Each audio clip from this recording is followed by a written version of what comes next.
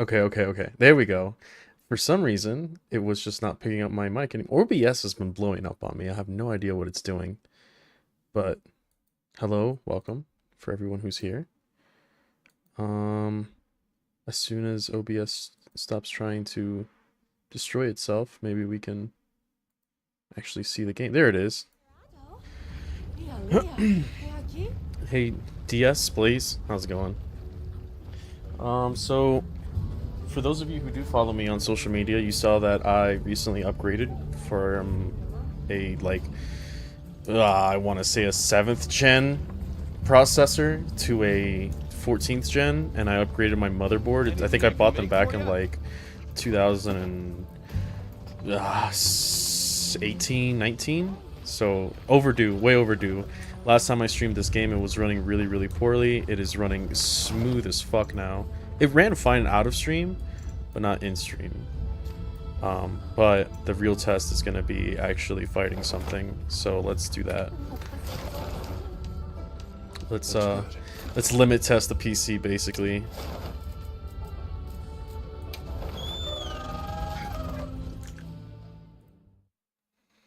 Dancing Robo Boy? Yeah, he's adorable, isn't he? I'm a real big fan of that. Can't forget supplies. I think I'm good on supplies.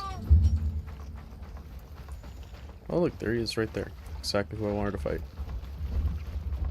I think I might have to turn down the volume a little bit though, because it is really loud. The music sells it too. That's exactly why I got it done. It's because I knew Monster Hunter was coming out.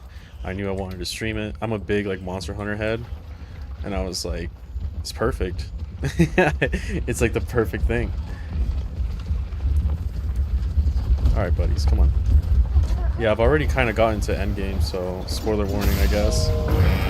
If the title wasn't enough.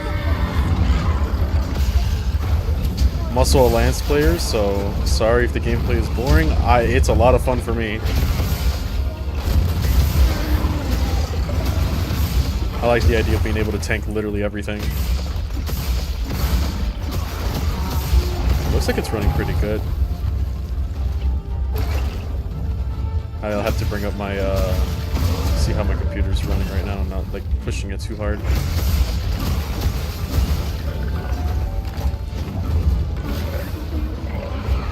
Oh.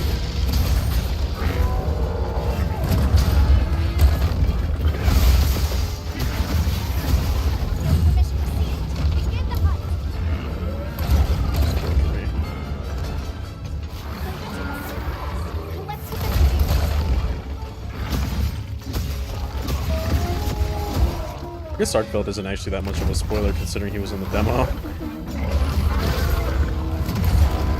Get back, ugly!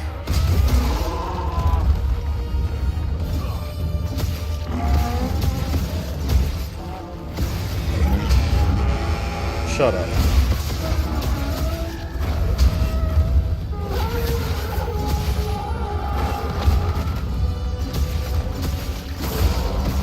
How brutal is the Monster Hunter grind?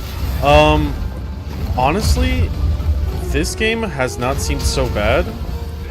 because you like the decorations that you would get in World that took forever, like genuinely took forever.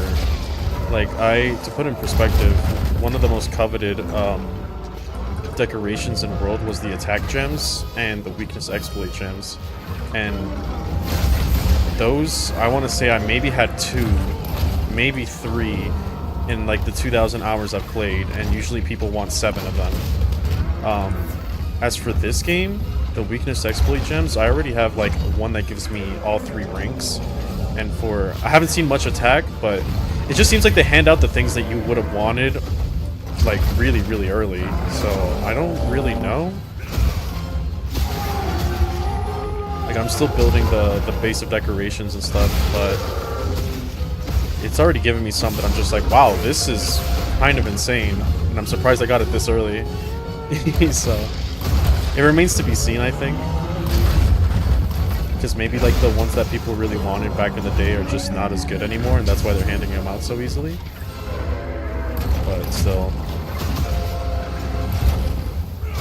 I also don't think it's as hard because, in my opinion, I know that like there was a big criticism of the game when people were saying that the game feels too easy, and I don't think that's entirely true, but there is some, like, it does hold some water. Like some of the things that you fight in this game are just like, oh, that's it.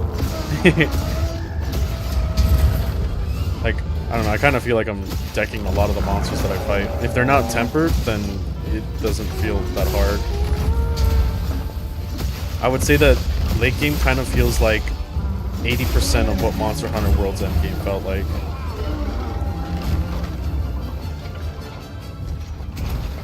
And then, in comparison to Rise, I think Rise was like mega easy mode. That game just like, it gave you too much, I think.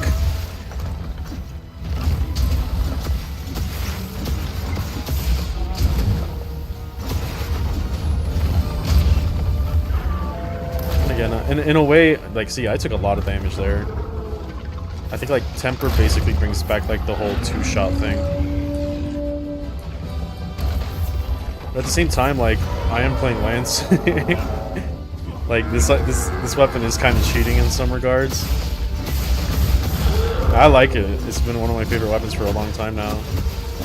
But the things that people might think are, like... Usually when I hop off Lance after playing it for so long, is when I see like how difficult a monster is. Because for the most part, if I see it attacking me, I'm just like, oh, I'm just gonna block.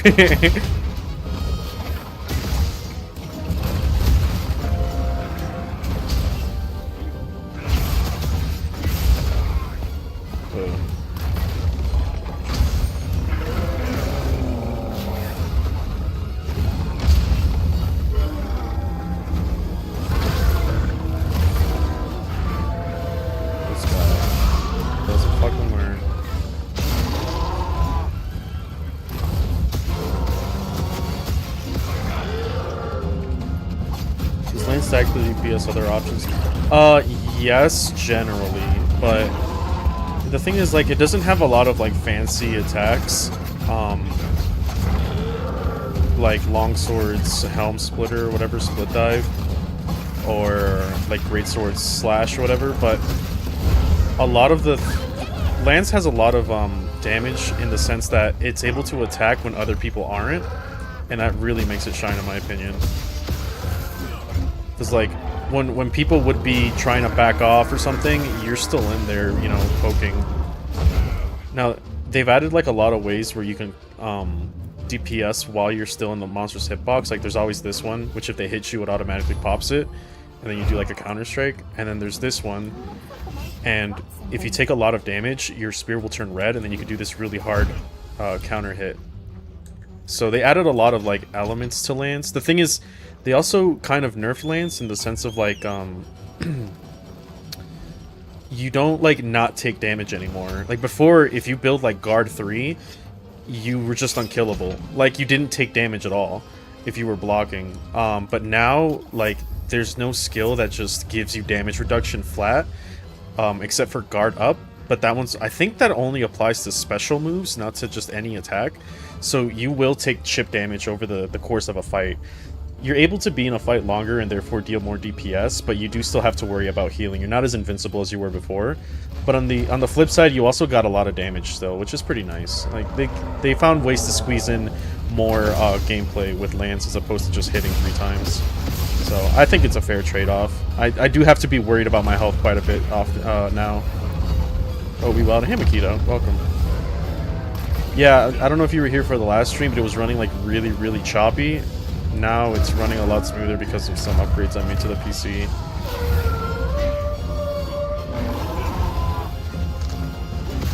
Also, I think they nerfed that. In Wilds, if you got Evade Extender 3, which is like increases your rolling, it also applied to Lance's dashes and jumps, so like this jump right here, which is one of the most important things to do as a Lance player, to like close gaps. And I feel like I don't jump this far, so maybe they just took that out. I have to double check. If you notice, like, I'm just in his hitbox. I don't give a shit that he's swinging at me. Like, this is where Lance shines, I think. Whereas, like, other players really have to back up. I don't. And that's where my DPS comes in.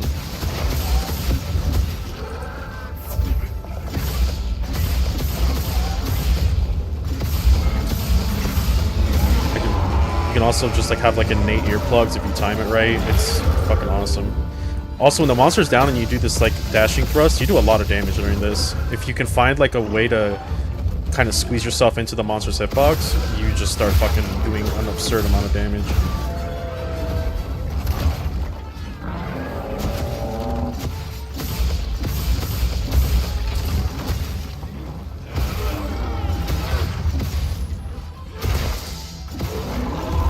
Let me see if I can squeeze in. Let me show you.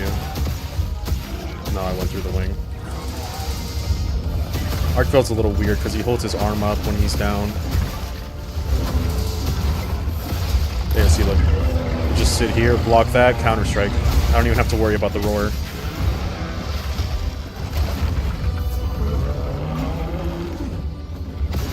When it comes to this game and the weapon, I feel like they did a good job on how they feel. Yeah, no, they did. Like I said, the only downside of Lance is that you're not unkillable anymore, but at least you actually do damage now. So there's that. That's a really big upside in my opinion. I have to get back on Greatsword though, because Greatsword is the other weapon I use. That and Gun Lance. Hi Tifa. Nice. I'm a Switch Axe player that gave me the offset and counter. Yeah, I do like Switch Axe a lot. I was looking at making a build yesterday, but Switch Axe tends to always lean a little bit more on Elemental, and I don't have enough things to support Elemental builds just yet, so I was gonna hold off. Usually my priority for building weapons is like Lance, Greatsword, Gun Lance, and then I go into the like all the other ones. Although I have a thing for poison in games. I really love like chip damage, like poison and bleed. And I saw the Rathian Rapier that the Sword and Shield has, and I was like, whoa, that thing looks fucking sick. It comes with like crit element 3, I think, and then like poison buildup 1, which is like the max stat. Look at this right here. Just don't give a shit. Don't care. Don't care. I play Lance.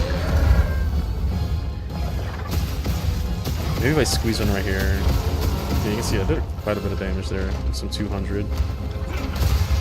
It's just Lance is an overtime weapon, I think.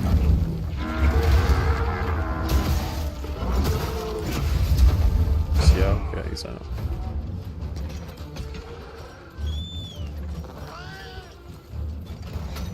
There's also the niche exhaust file build. Ooh, that does sound cool. I always wanted to try exhaust, but I know it wasn't great in Wilds or in Worlds. Normally when I play, like, it depends on what weapon I play. So like when I play Gun Lance, I love building Gun Lance or Sword, Great Sword. I love paralysis builds because they're just so fucking good, like on those two weapons specifically, to just squeeze in a bunch of free wake up damage. But it also seems like Greatsword is always the kind of leans to just raw damage. Elemental builds with that weapon aren't that great, in my opinion. Because you just want to pump out as much damage as possible, and usually Elemental pushes you down. Because Elemental builds just seem better for something that hits more consistently, like Sword and Shield or Longsword or something like that. Just go raw. Yeah, I love Greatsword. There was that one sword. I hope they bring it back for this game. It was called like the Wyvern Ignition, and it was like, it looked like Cloud's Buster Sword, but it had like thrusters in the back, and whenever you charged it, those thrusters went off. Like an afterburner shooting your sword forward. It was so cool. Wyvern Ignition, yeah, that's what I thought.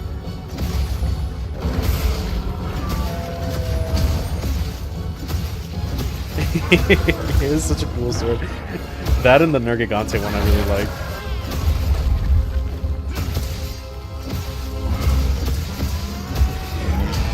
Who needs earplugs when you play Lance? Sit down. Look at this guy. Look at this dude. Yeah, I still took a lot of damage there, even though I blocked it. It's kind of crazy.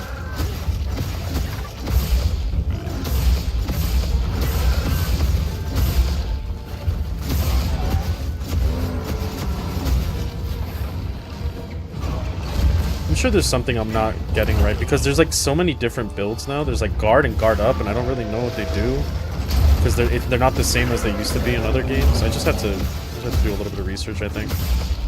I do know that offensive guard is still fucking great, and you can get like 3-stack offensive guard super easily now.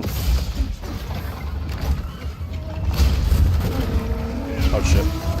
Woo!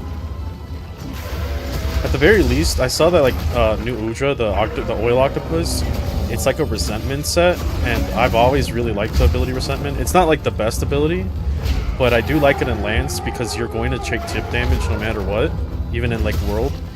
But because if you're blocking, you're going to take some damage. So it automatically triggers resentment for like basically nothing. And the oil octopus, new Udra, his armor set bonus is that he increases the damage that you would get off of the resentment skill. So it's kind of like, I think it was Raging Brachydios, how he had an enhanced version of Agitator. And Agitator was like one of the best skills in Iceborne, because monsters would always be mad. So I like it for Lance because it basically turns I think it's a 25% attack increase into a little bit more than that. The game definitely improved weapon designs over Worlds, that's for sure. The weapons look unique instead of just bone and blue feathers taped to it. Agitator was the guy. Yeah, my friend was telling me that he couldn't really get a hold of World as much, and he likes this game better because World felt more like Jurassic World Light, which is kind of fair. It was very like a prehistoric themed Monster Hunter game, I think. Monsters were in range like 90% of the hunt. Yeah, I mean, you could piss them off too just by getting to their head and using the slinger and doing the slinger burst. It was like a guaranteed way of pissing them off. So it was, yeah, Agitator was insane. World was my favorite monster, and I started with Try. I heard good things about Try. I started in Generations. But yeah, no, World is... Oh my god, I have such a soft spot for that game. It's fucking incredible. Clutch Call slams to the wall, yep. It seems like they wanted to add some elements to that, because there's like pop-ups in this game that say like, hey, if you throw them at like a thorn wall, they'll get bleed. And it's like, okay, but how? You kind of have to just let the monster get there on his own, really. Let me see what I was talking about though. Agitator. Is it skill info? Or not Agitator, Resentment, so... I have more than just 2. Yeah, Resentment 5, 25 while active. I wish it told you the number, but right here, the Udra's Mutiny says deal moderate damage while Resentment skill is active. I don't know what the boost is, but I have all 4 pieces. So I wish I knew, but it doesn't. Offensive Guard, the GOAT, 15% attack, which is fucking awesome, especially with something like, say, Resentment. So... Why is it showing 2? Oh, is it showing the separate armor piece? That's why. So like Resentment gives 25 while active, and that's increased by 15%. Because if you're offensive guarding, you're still, you know, you still have some damage on you. So it's a lot more than 25 because of offensive guard and because of the armor set bonus. So this is what I was talking about. It says allows you to guard against normally unblockable attacks. Then it says damage reduction taken by 80%, and it's like, okay, but for what? Is that normal attacks or for unblockable attacks? Because even though I have it, there's still some times like Gormagala, his like frenzy explosion does so much damage even if I am blocking, and I'm using like power block too. So I don't know. I think that they just nerfed the amount of damage that shields block. crit status because I'm running a poison build. Dragon attack is just an extra because I have like a tier 3 gem that comes with one slot of this, but all I care about is crit status for the extra poison. Defense boost because I have extra space. Weakness exploit because I don't remember what's giving it to me. I think I just so happen to have 2 tenderizer jewels. But I heard that weakness exploit this game ain't that great because it's all about wounds. So like weak points is like I could be wrong. The thing is I don't really know what constitutes a weak point anymore. Is it just the parts of the body that's like scarred up after you deal a wound? I don't know. Counter-Strike seems pretty good. I know a lot of people say they don't like it because it's like, well, if you're getting knocked back, you're getting hit. And it's like, yeah, but you're going to get hit at some point. You know what I mean? Like, I say that as a Lance player. There will become a point, and I know it's not like, it's not reliable damage, but it is, like, really good because it lasts a long time whenever I see it up in my buff bar. And this basically says if I can't block it and then I fuck up my block, I just come back even stronger. I really like this. This evade extender is my favorite skill in Monster Hunter, but it feels a little weak in this game. I think they might have shortened the distance. Speed eating is goated, but I think it's better for other weapons because with Lance I'd much rather have quick sheath. Elemental absorption. So this is the build that I'm going to make next. It says after you take elemental damage, you temporarily gain elemental effects. So like while active, moderately increases elemental attack and resistances to the element taken at activation by 6. So I'm going to try to make a dragon build because I really like the Gormagala spear, and I think that this will be good. The other cool part is that another friend of mine told me, he's like, why do I want this skill if it requires me to get hit? It's like, for you that sucks. For me, that's awesome, because when you block with Lance and take that little, like, fucking 2% damage, it does trigger this. And that seems really strong to me, because you basically have, like, 100% uptime with this. And then, yeah, that's it. So that's kind of what I'm working on right now. Which is why I'm fighting Arcvelds, because it's their armor that mainly gives it to you. Is there fish here? I need fish. Hiya.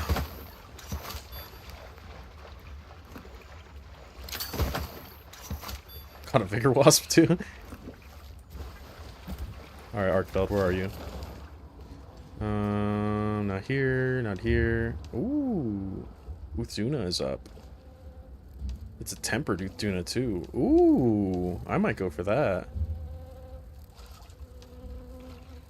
Tempered Core Magal is there too. I think this is better.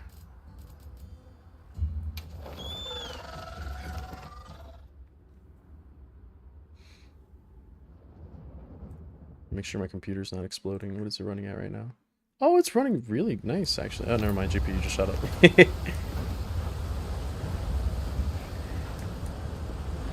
Sit down here, there you jump.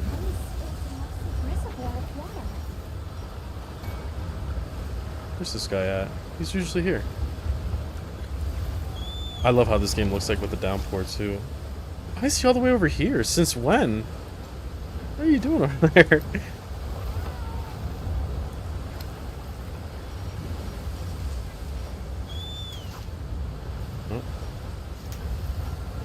Where's my secret? Hey, what are you doing?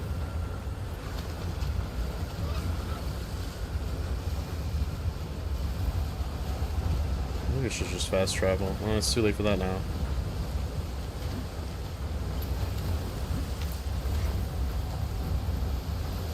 Some coffee while I'm in here waiting.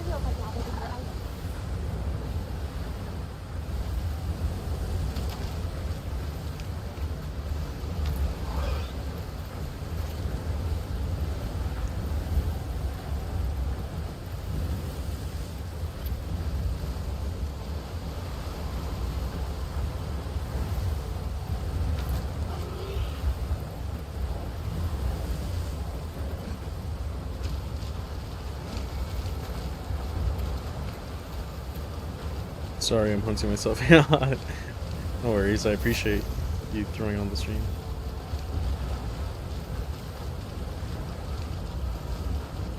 Yeah, a lot of people are playing this game right now. I love you, Ani. Thank you, Rafi.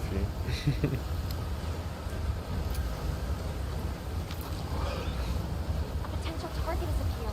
Check your map when you're ready.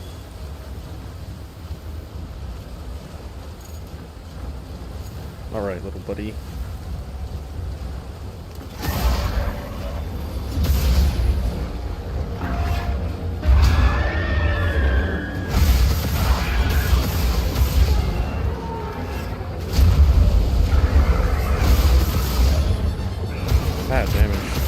Bad damage to start the fight with. Oh. Oh, that's right. This dude's tempted. I gotta be a little bit more careful. Yeesh. Alright, alright.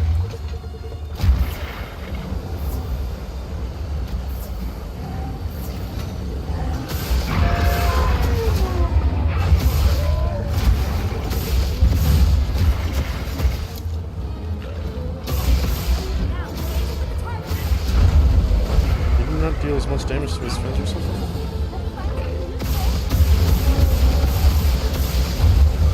Oh damn, that hit me still, huh?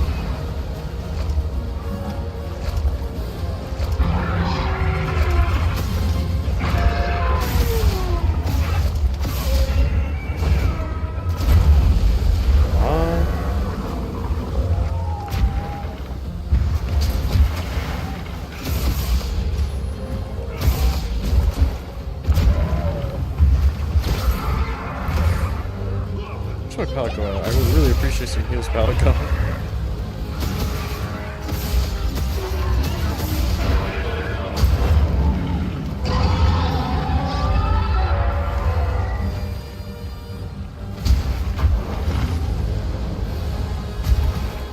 Shit. I shouldn't have dodged there. I should have just held guard. I'm an idiot.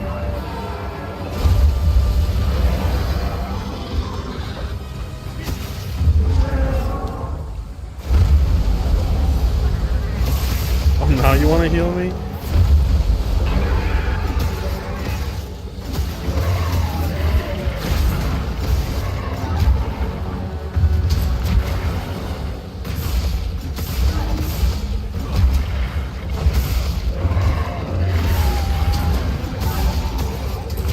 Ah.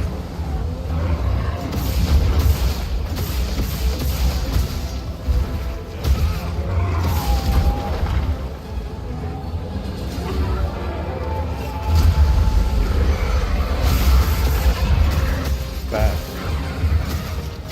I love that encounter hit. I think it's called like Grand Retribution Strike or something.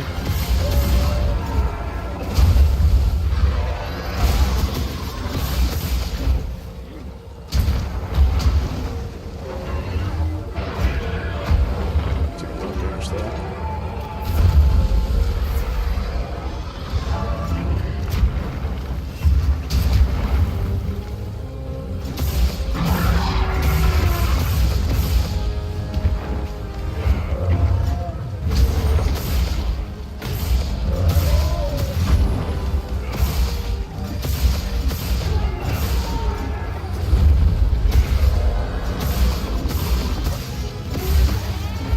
Uh-oh. Ooh, fat. Suspecting the previous Monster Hunter. Then Rise, in my opinion, yes. Then World.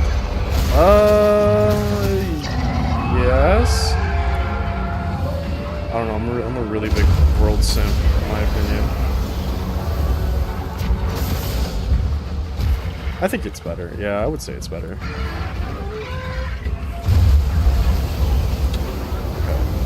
They just added like a lot of systems that really flesh out the game to make it feel more, like, less linear, more intuitive, I guess. A lot of quality of life.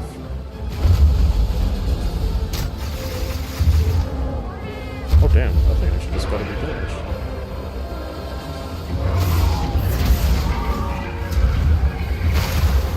The biggest downgrade of Wilds, in my opinion, is taking out the canteen. Shouldn't have done that. I don't care about the old elf lady giving me tamales. I want to see my palicos cooked.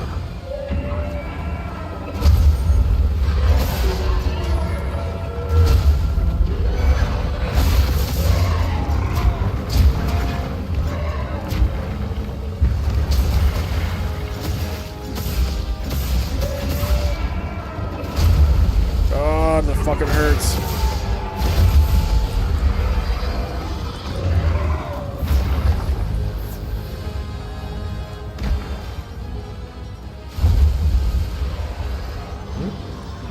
Where's my corrupted mantle at? Huh, I don't know why it doesn't show. It's kind of weird.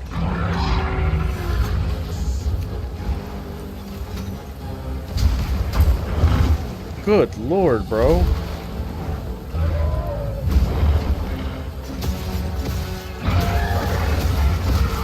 Are you streaming on Twitch as well? I am. I should start the Twitch goal again to make sure that people know I'm trying to get a 50. Here, we could do that while we sharpen and cook, actually. Let's set a goal. Manage goals. 50. I am a conduit of the Omnissire's will.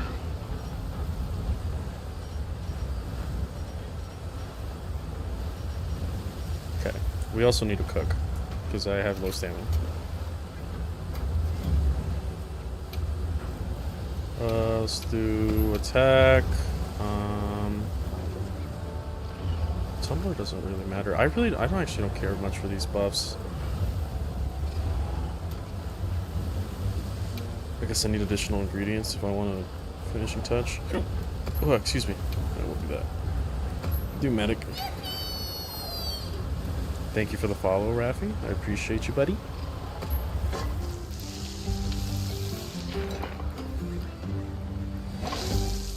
Oh, bro, the food in this game does look fucking incredible, though.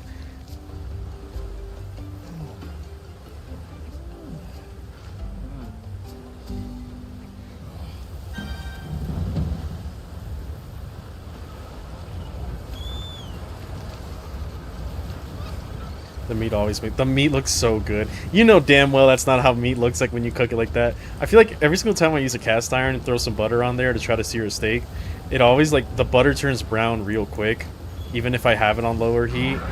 Because I usually, like, reverse sear my steaks.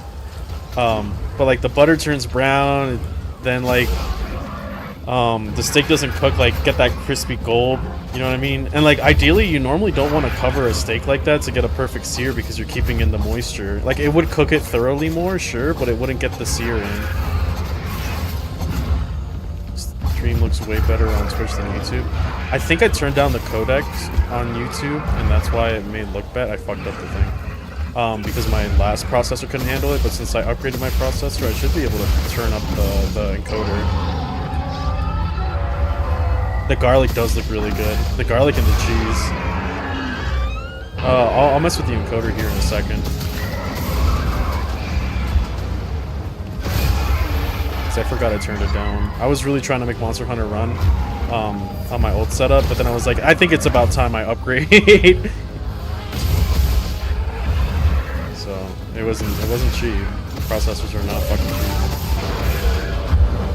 And I'm pretty sure I think I put the fans in the wrong place because like one of my fans isn't working, and then I was like, as I like set it up, I was like, wait, why are my system fan slots not being taken by my case fans? And I realized that I had them in my CPU ports, like for the reader. So my CPU fan is on, it's just not reading it correctly.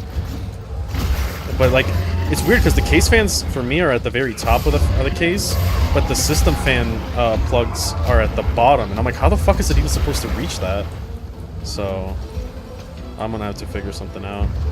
I think I might put one of those case fans on the CPU OPT or whatever, and then the other one is gonna go on the system fan because it's long enough.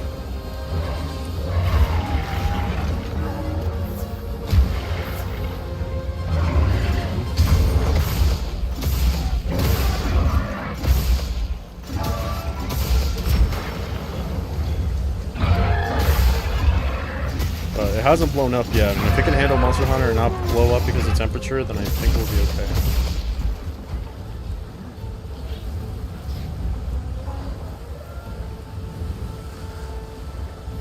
Oh wait, that's right, this isn't World, I actually have to mount my secret. For searing steak, it may be worth to start at a high smoke point up and only finish by basting it. That's a good point. Yeah, I used to use grapeseed oil. Because of the high smoke point. I tend not to like vegetable oil.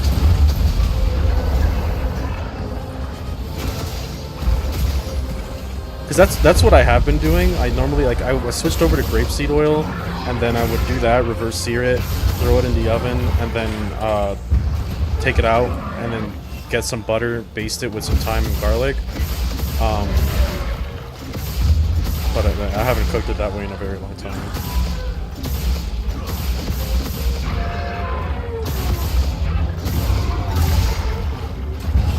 You can let it sit in hierarchy for longer. Yeah, I'm just saying that like the way that they cook it in the game probably isn't the most ideal way to cook it, but fuck me if it doesn't look delicious.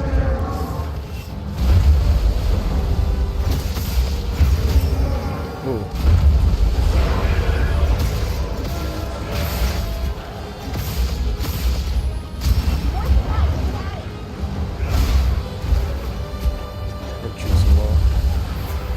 If you can pick up beef tallow, I heard that has a crazy smoke point bonus for cooking the steak and even more beef. Yeah, that's some real like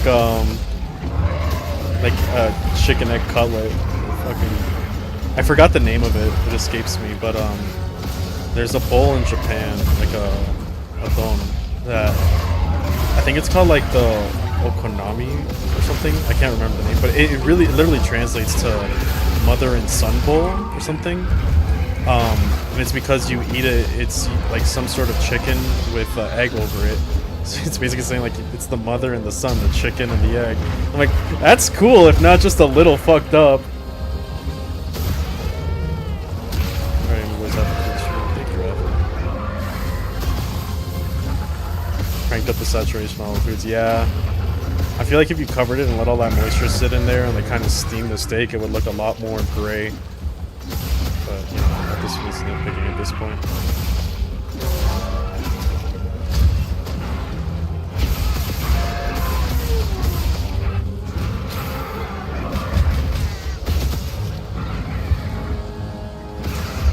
Got a lot of damage in right here.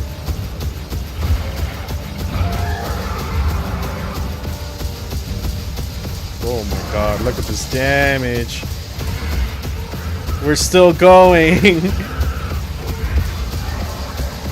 It's so crazy. That was like 600 right there. Yeah, this fucking lance is crazy sometimes. I have to try beef tallow. I heard a lot of people say good things about it.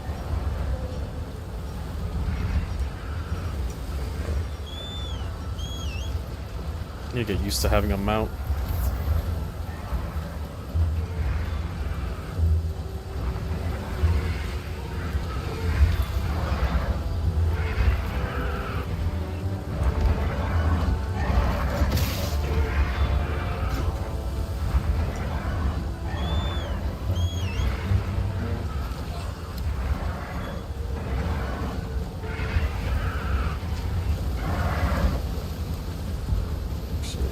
Second.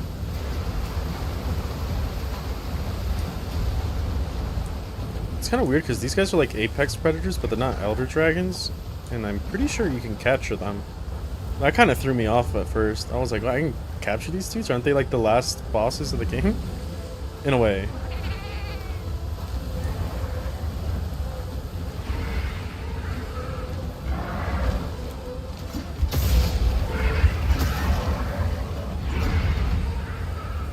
Get over here, you fat tuna.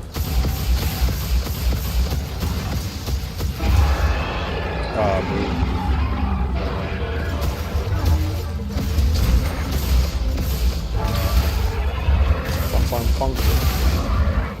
Damn. Yeah, also wounds are a little too busted, I think. I think they might need to nerf the damage on them, because it is, like, insane how much you do. This guy's joining my quest, so I'm about to beat this dude.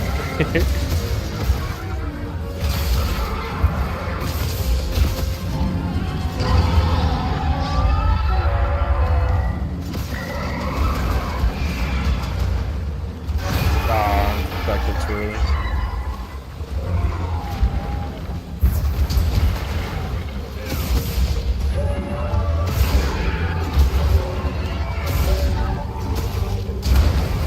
Fuck. Oh, uh-oh. What do I know? Here we go.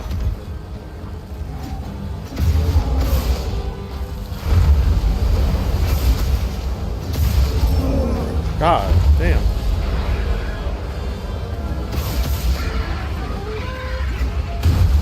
I figured he would have been a lot closer to dying.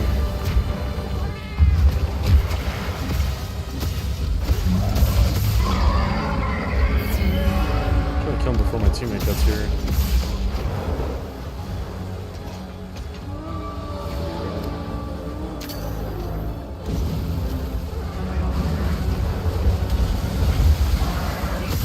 Oh, got him.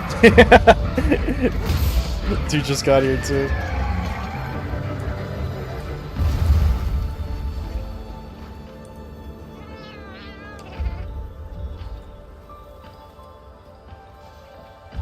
It's gonna let me. There we go.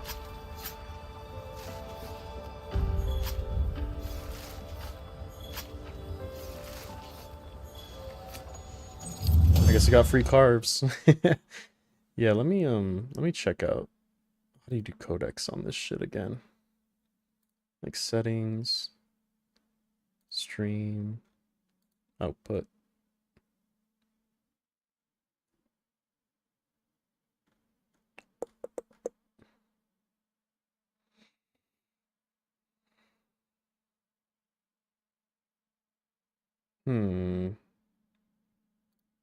Is it Altium that I have to edit? I'm trying to remember.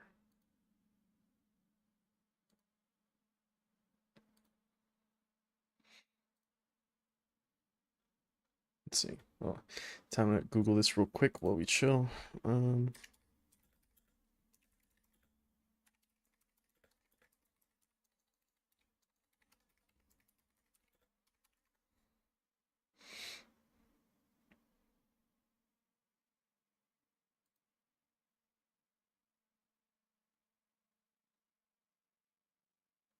Well, there's a setting that you can change the bitrate. I don't really care. It says a bitrate of 2500 to 4000 is ideal for 1080p streaming. Okay, well, I'm doing that way higher than that, right? Output. Oh, mine's 5000. Oh, yeah, so it's way above that. I wonder why YouTube looks a little wonky.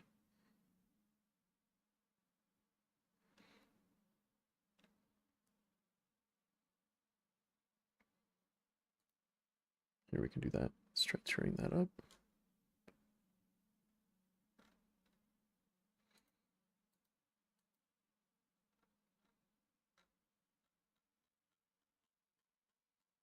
I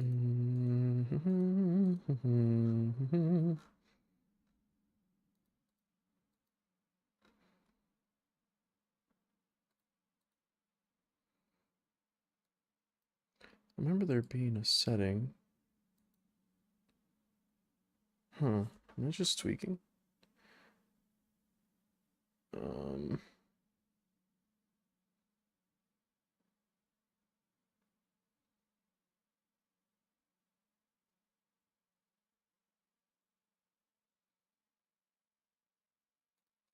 Thought there was a way for me to change the setting on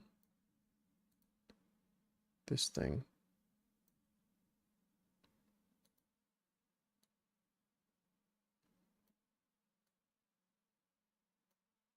Oh, psh, it's right there. I'm an idiot.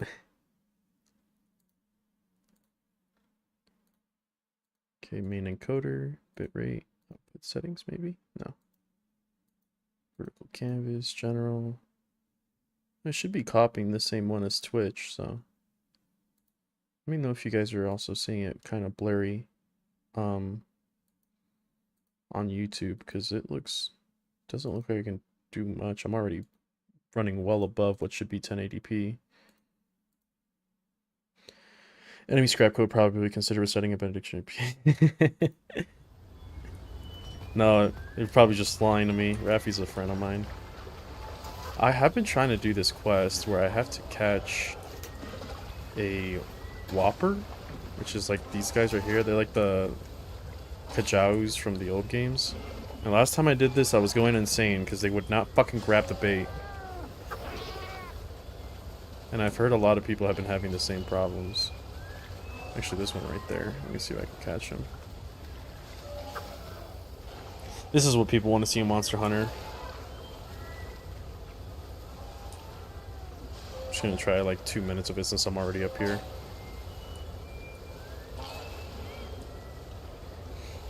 But in general, I don't think I've never tried fishing in real life. I don't think, but I always love fishing minigames. I don't know why. I'm the target audience for that shit.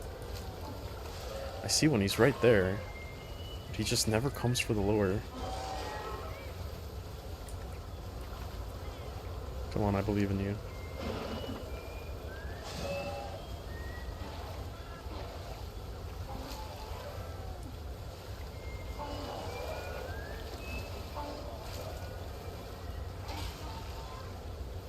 You're not gonna catch it?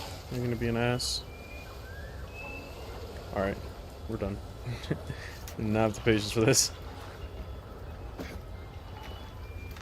Alright, let's see. Is Gormagala still there? No, he left. Fuck.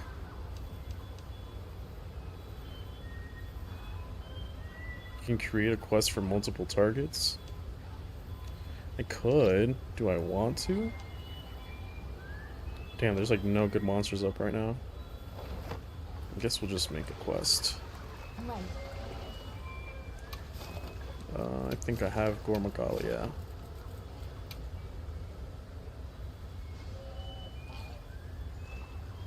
Understood. Be careful out there.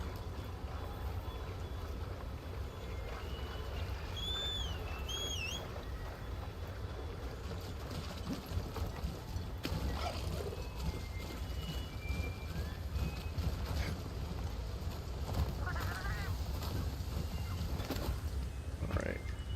Get some potions, get ready, and then we'll try to kill this loser.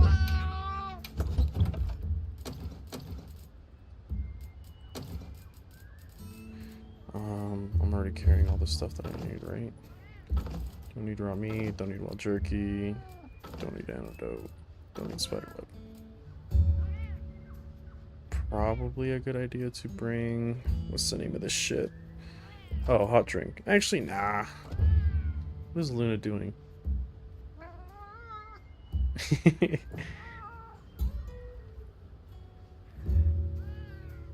I love that little mask, but I also like seeing the Palico's face. Should be good in food, right? I got 30 minutes.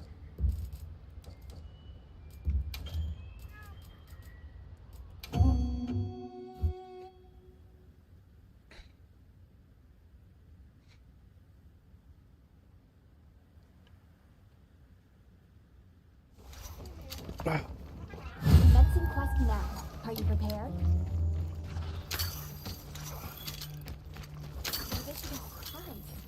Let's put them to use. I have to fucking use my items while I'm writing the secret. It's just such a new concept to me. I mean, there was the dogs and Rise, but I almost never used them. Why is my mantle not here?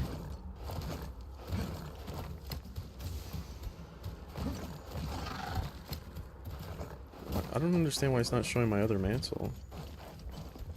A tempered monster! Look at the size of that scar! I guess I'll have to double check. I should have checked before I left camp. Kinda forgot. Alright. Time to get triple carded.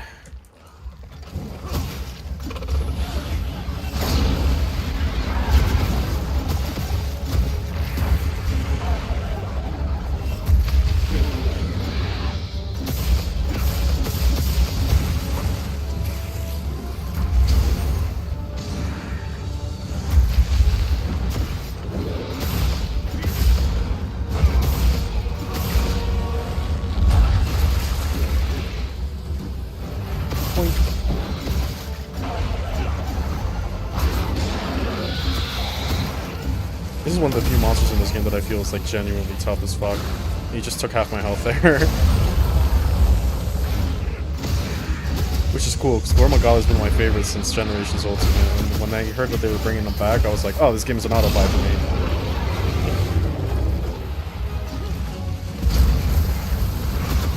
But normally Gormagala wasn't treated like a endgame monster. He was pretty early into the game, actually. Now, if they're gonna bring back the Golden Gormagala, I forgot the name, it's like Sha something.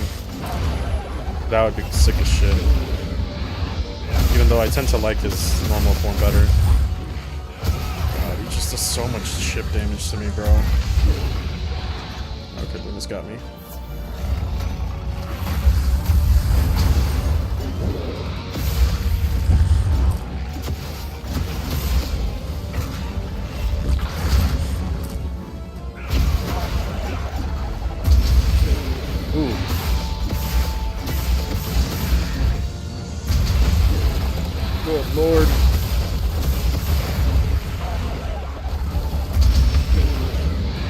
Gormagala might be the hardest matchup for me as a Lance player.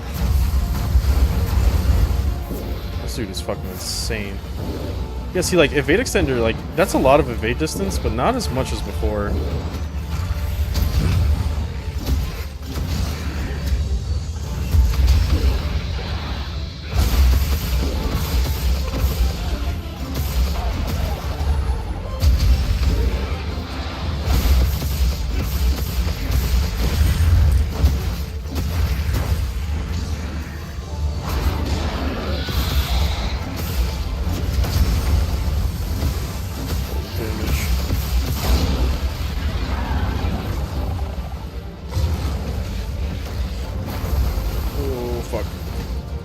That move always gets me. It comes out so quick.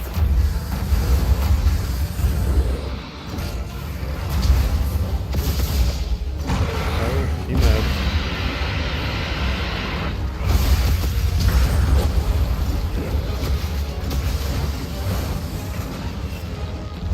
That's another small point of criticism I have.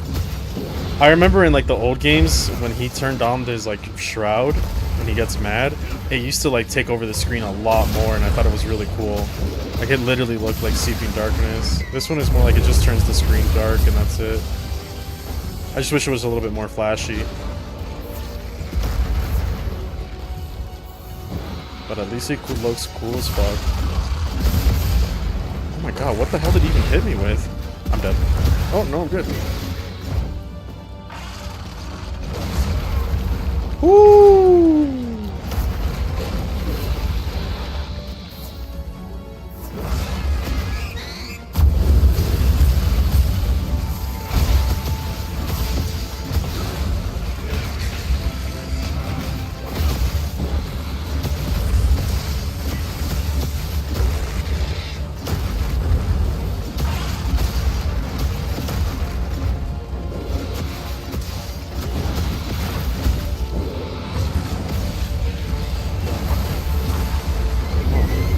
I thought that was gonna hit me for sure. I'm surprised it didn't.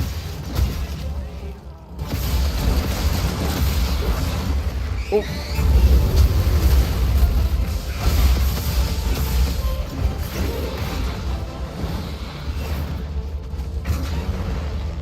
Oh shit. Ooh. Man, power blocking is like so good, but you take so much damage for it now. It used to be the opposite. Like, if you power blocked anything, you wouldn't take damage. Now it's like you take a lot more than perfect guarding, but like, it's the only way to get like a really fat hit in.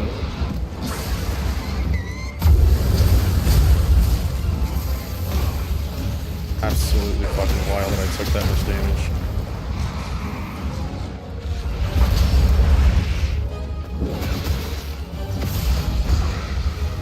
I wonder if they nerf guard because of like how much heavy bowgun used to abuse it in old games, because like old heavy bowgun guard was fucking ridiculous. Oh, I'm dead. Yep, I ran out of stamina. I shouldn't have just sat there.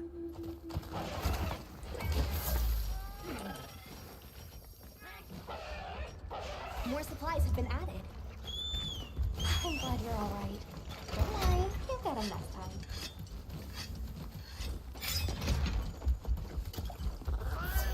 Some demon drug and armor skin. Alright. It's probably at like half health though. I did a lot of damage to him there. At least I think. I hope.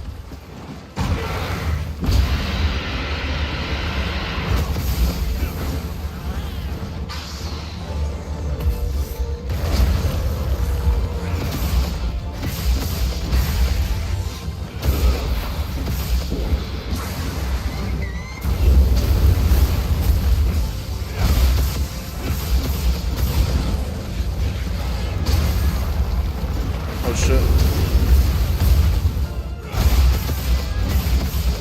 That's fat. That's huge. God, he just does so much, bro. So much damage. Even when I'm blocking. I can't imagine what this is like for other people.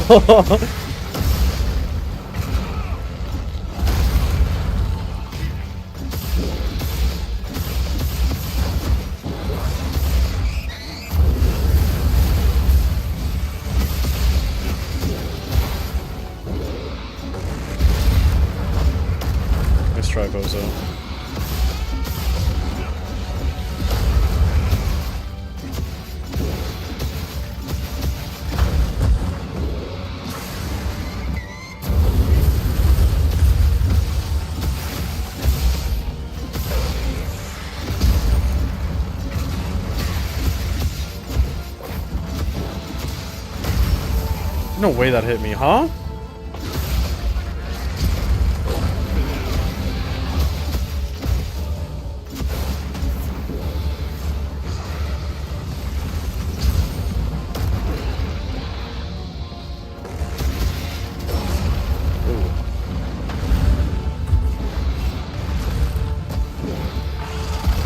Of course, as soon as I drop my guard.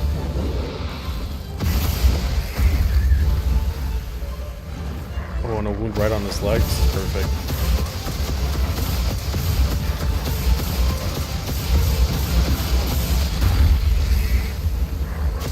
Double thrust? Oh my lord. Oh, I fucked it up. I fucked it up. Bring it around, bring it around! Yeah!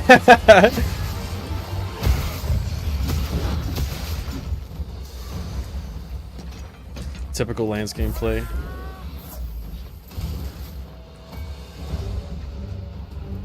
Grab some of this. Whatever that is. Make sure to grab anything a monster leaves behind.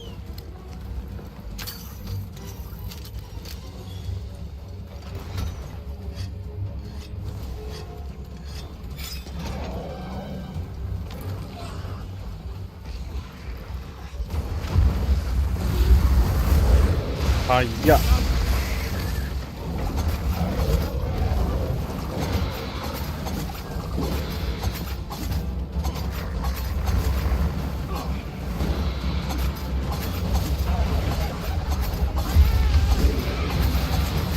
Come on, there we go.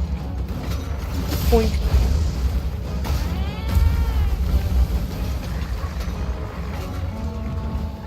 Oh, so wonky.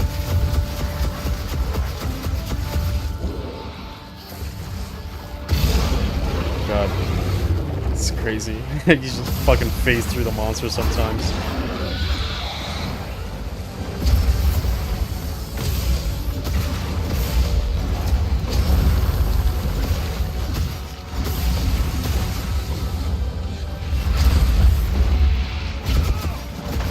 Actually, I need to eat food. Or some rations. My stamina's getting low. Actually might be a problem. Throw that on. You can't see me, you can't see me, you can't see me. Okay, apparently he could. This bitch.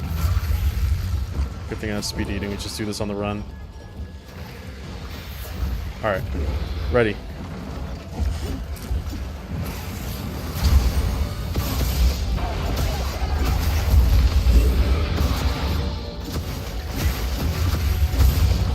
Ow. Ow. Bro, relax.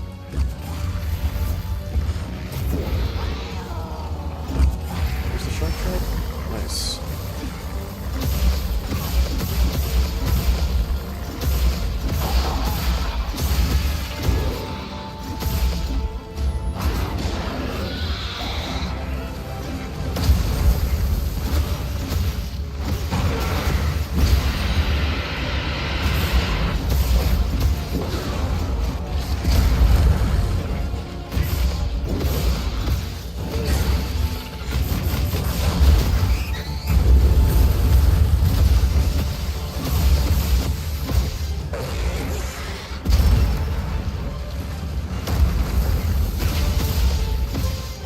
I was just holding that just to be safe.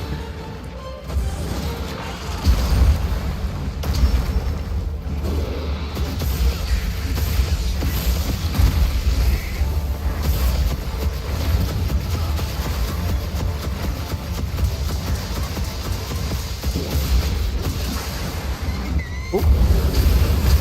Nice try, Bozo. Boink. Oh my lord, that was a lot.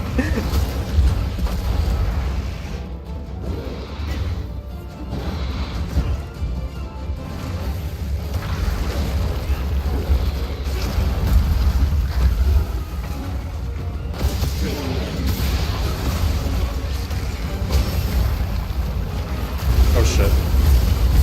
Woo! Woo, woo, woo.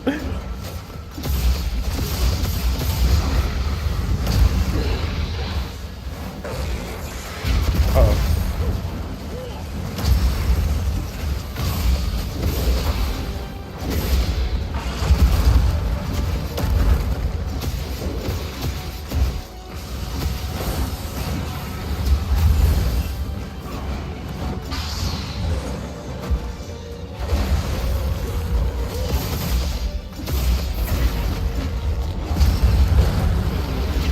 Oh, come on.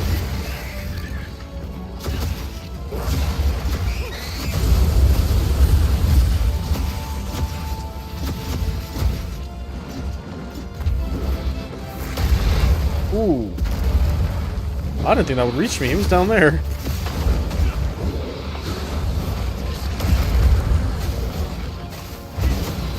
Should probably heal. I'm not get greedy here.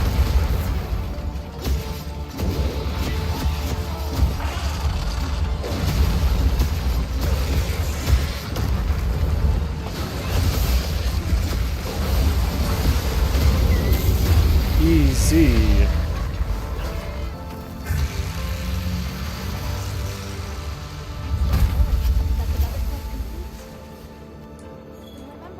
Alright, that's like probably kill 1 out of fucking 50.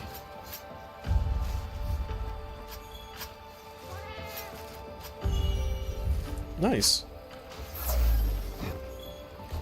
I think I need the gem to make the spear. I think.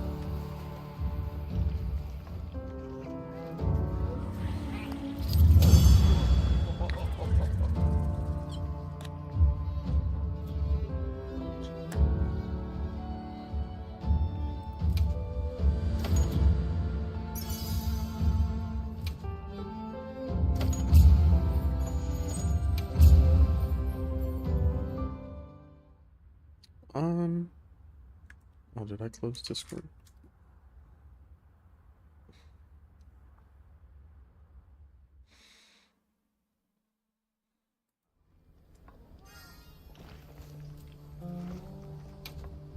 Flash pods? Yes. Oh wait, what am I talking to you? I need to talk to the better waifu. Gemma. Hey. Weapons. Lance. Gormagala. I need a Rip Claw, and that's it. Damn, I didn't get a claw off of that? Shit. What about for Arkveld? What do I need for his armor? Got something in mind? So, if I remember correctly, I wanted to go with Alpha, because I don't have a lot of the gems right now. So, Elemental Absorption 2 and Convert. It's pretty good. I don't get gem slots there, but that's fine. Damn, that beta helmet gives you some fucking fat gem slots, though. Ugh. I guess for now, this is probably fine. I can always go back and build another one. What does this look? I like this one more. Alrighty, perfection. So we won't equip that now because we don't have the build yet. So Guardian gives me Flare. It's okay. I think I'd rather have Weakness Exploit and Elemental. That way I can finish off the build. This one gives me 2 and 1 for an Elemental Absorption. I really like that 3 slot, but I don't have anything good for 3 right now. So I need an armor plate. You know, I feel like I just fucking smelted one of those. So convert and recovery speed, or just convert. Double weakness exploit. Ooh. That does seem pretty good. I thought I built these already. I guess not. Recovery speed is fine, but probably not what I want.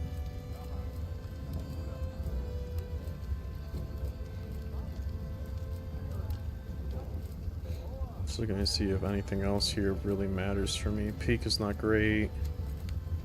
Agitator adaptability. Agitator is pretty fucking sweet. Oh wait, I'm looking at the wrong fucking... Okay, no, this one does give Agitator. Wide range of blessings, stamina surge, blight, yeah, no. Double peak is awesome, but not for what we want.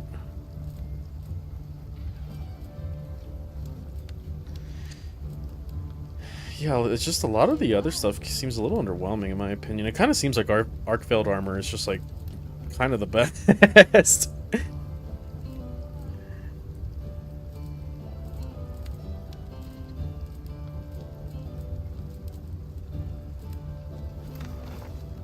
So I gain 1 at the cost of convert or recovery speed. I could just throw on recovery speed then.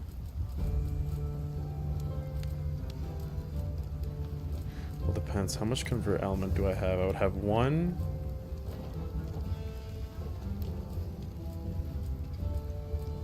2.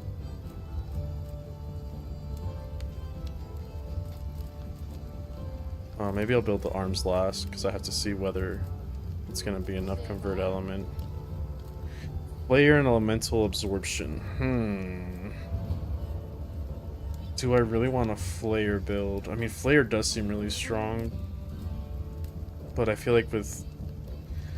Is Flayer the one that makes it easier to make wounds and then, like, you get extra stuff when hitting them, right? Makes it easier to inflict wounds upon inflicting enough damage. Also deals non-elemental damage. I guess that's probably good for us, as opposed to weakness exploit. What does weakness exploit look like this game? Ooh, affinity plus 10. Ugh, plus 30 on wounds. That... I want that because I'm going to be going for a crit element status build. So I think that's definitely the better one. I think I'm right. I'm ready to work. Wait. What does this look like? If I run this, is that too much? Yeah, I think that's too much. I think that looks too much like a dress.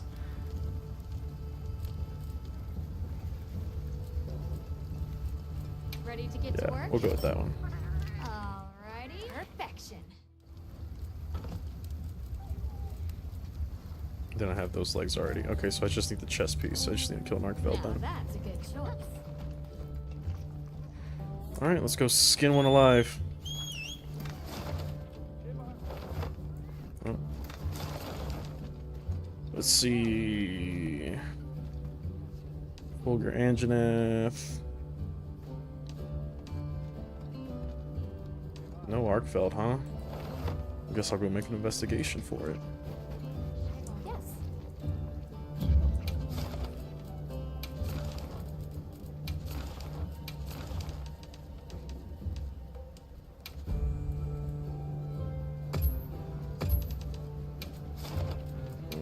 I actually want to check if I can upgrade my spear. Not forgetting anything? Well, what can I do for you? Got something in mind? I'll need another hunter symbol. Okay. You know where to find me. Oh, Gormagala's spear. That's what I want. Sure. Oh, I just need one of his talons. That's right. You know where to find me. Okay. Whoa, what the hell? That reminds me. I need to go. Actually, before I do this quest. Can I not fast travel while I have quest up? Shit. I have to go edit my secret. Transfer item pouch. Boom, boom, boom, boom. Morning, Lex. I'm taking it that you're from the EU. I can help you source materials.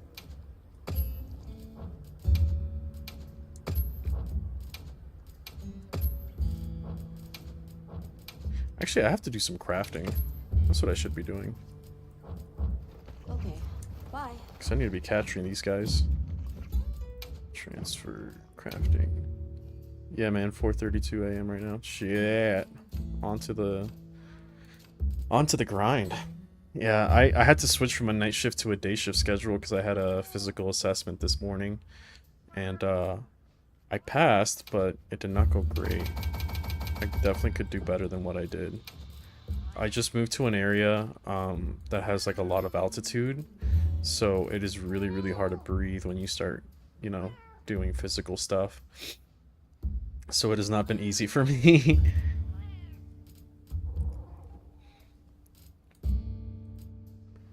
Is there a way to... Oh, trank bombs. Here we go. I need parashrooms. I need parashrooms and ivy. Okay. Yes.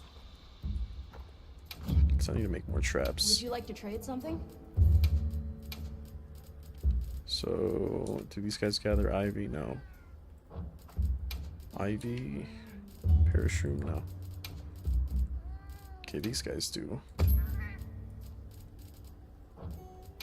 There's nobody? Oh, here we go, Parashroom. Alright. Somebody wants to make a trade. Can I trade for anything good? Shiny treasure for Drool Shroom. Sure.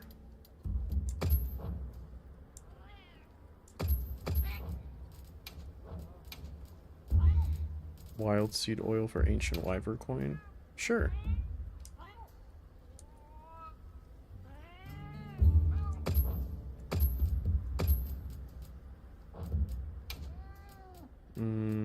Flashpoke phosphor, devil's blight. No. Mud shrimp. That is pretty nice.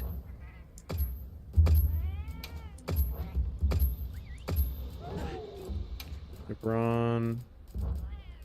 Wait, what the hell is that? New kiss? I don't need that. Fluffy eggs. Hell yeah.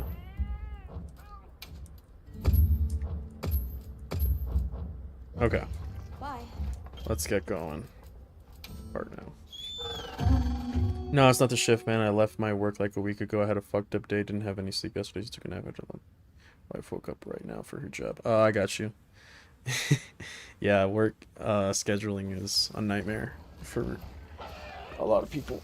I took a nap earlier today after my exam. I was like, I am fucking beat. I need to go lay down. And then it was kind of like that half-assed nap where you just kind of like, you drift off for maybe 30, wake up again, you sit there for like an hour, and then drift off for another 30. And I was like, alright, at this point, I'm just going to be tired all day. I might as well just get up and fucking deal with it. Which is like my excuse for a lot of things. Because I have a pretty fucked work schedule this week, and for the rest of the month. So I wanted to get some work in for the video, so I just finished a little bit of the scripting and the audio. So I'll be able to start editing tomorrow, but then after that I have 6 12-hour shifts in a row. So I'm going to try to get the video out either by Friday or Saturday. But I've been kind of just trying to take my take advantage of these 2 off days that I have left before I go into a literal hellscape of a schedule. I was like, I just want to play Monster Hunter. I don't want to think about anything right now involving videos. I want to enjoy these days while I have them before, you know, they take away all my leisure time.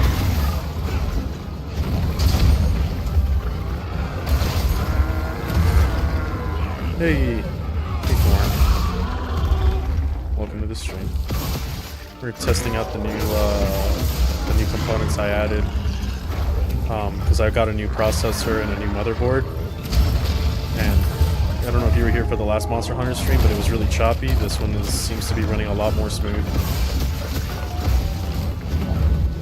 I just had to go in and kind of fuck with some of the fans, because I fucked up the fan placement.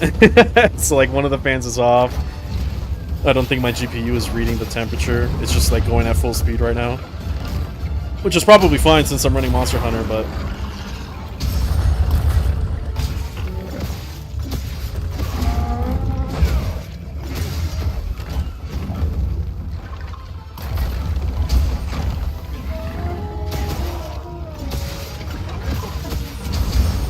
Ooh. I forgot this dude is tempered. I should probably be a little bit more careful. I'm playing this way too casual.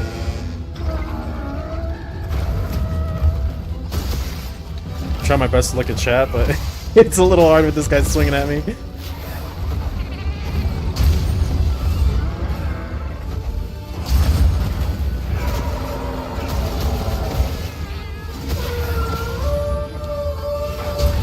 Watch this. I don't give a fuck.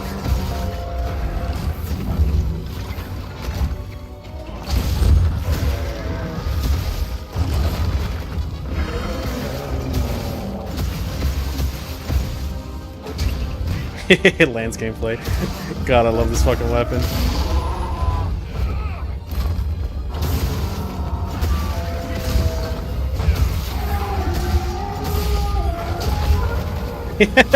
You idiot.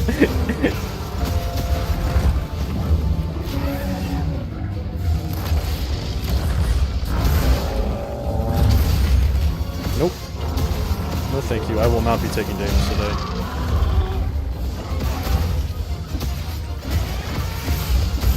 Probably go for his tail while I have the chance.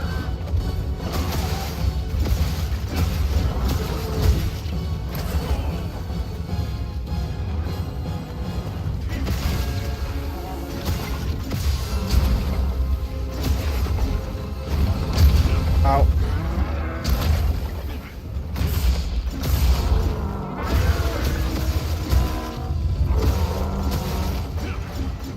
You bitch. Oh wow, that's a lot of chat. I was just napping and my mom blasted TV. Have that weird feeling where your head feels groggy. It's awful because it doesn't go away. I wasn't here for the last one, but it looks good. Any specifics on specs? Let me read them out to you. I have them right here. I have, so the upgrade I had was an Intel, I upgraded to an Intel Core i7, 14th generation. I think my last one was an 8th gen, so quite the jump there. I have a RTX 4070. I got that one last year before I left Japan, when I was moving out of the country. I have a newly installed Z790 Auroras Pro. I used to have a Gigabyte Auroras something, and I like it, so I kept going with the brand. I tried fitting in 64 gigs of RAM, but whenever I stick in those two sticks, my computer just goes fucking haywire, and it doesn't load. So I looked up the specifications, and it says that it's like a dual channel RAM, so I can only fit 2 sticks, even though there's 4 slots for some reason. So I have 32 gigs. I was trying to push for 64 so that I have more memory for when I'm rendering videos, which is why I went for the really high-powered processor too. But it just wouldn't let me do it. And then I have a newly installed... Actually, it's not reading it, which is kind of crazy. I have to go back in there. They gave me an M2 SSD 1TB for free, and I could have sworn I installed it correctly, but I guess not because I don't see my computer reading it. 2 HDDs, I think they're both 4 terabytes, and then 1 SSD where Windows is at. That's 2 terabyte, and that's basically it. Then I have like the NZXT fan cooler. I don't remember the name of it, and then some Kraken fans that I installed correctly or incorrectly. Forever Winter got a big update, did it? I saw somebody say something about that on Reddit, but then everyone was saying like, oh no, it's just doing that weird thing where when it installs an update, it says like 103 gigabytes, but it's really just like a 200 gigabyte update. Usually the devs do like a blog post when they update the game, so I'll have to check. I hope they did. I really want another excuse to play that game. I still enjoy it. It's just Monster Hunter's taking a lot of my attention. I will say though, as much as I am enjoying this new Monster Hunter, I don't feel the urge to play it as much as I did the last one. So I wonder why that is.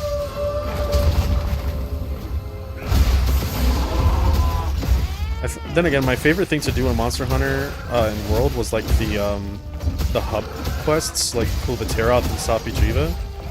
So maybe that's why.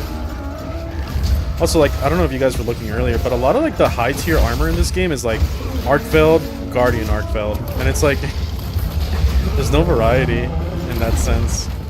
Because even like the big guys like Uthduna, New Udra, and Raydao, like their armor is a rank below Arkfeld, even though they're like the apex predators of each specific region, sort of like how Teostra, Kushala Daora, Nergigante, and Teostra were, and Valhazak. So I'm a little confused as to that, because they're not like Elder Dragons. You can go and capture them, but they are treated like Elder Dragons of that region, but their armor is somehow worse than Arkfeld's. Even Gormagal is treated as like, his armor is lower rank than Arkfeld's. And like, with my understanding of how the skills are right now, it looks like Arkfeld armor is just like objectively the best. I don't really understand that too much.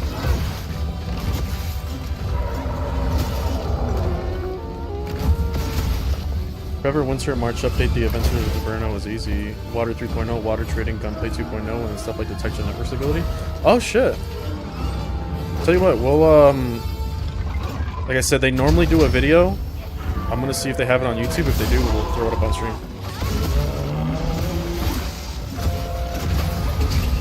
Yeah, I heard that they really need to fix detection, because I had that problem when I was playing in Frozen Swamp.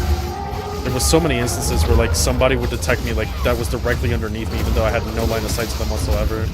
Kind of ridiculous. Ooh. Ooh, we're in danger. The bid is out? Okay, yeah, we'll throw it on after this.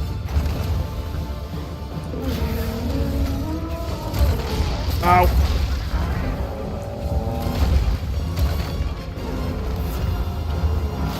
I'm a big Forever Winter fan, so I really want that game to succeed.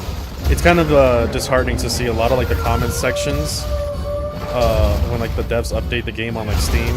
It's just a bunch of people shitting on the game. I'm like, guys, it's not that bad. I don't think the water system is that bad. I haven't played that game for like a month, and I can guarantee you I'm gonna go back in there and still have enough water. Like, I don't really get it. Like, I know that somebody said, like, it really brings into question why the water system is needed if they're making it so easy to leave without it. I kind of get that. But, I mean, there's kind of stuck between a rock and a hard place. Where it's like, they need to make a system that seems dire enough for you to care, but not, like, toxic enough to where people are freaking out about it like they are now.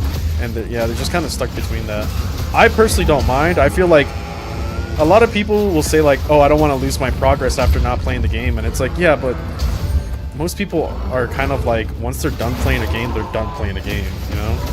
It's very rare for people to go back like 2 years later, especially on a game like Forever Winter.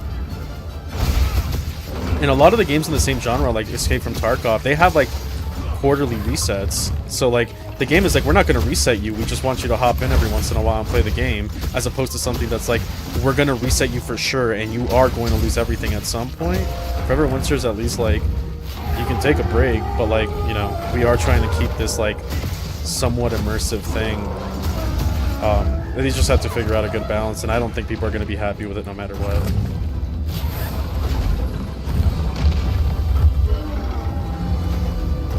Just save the shit out of that sword user.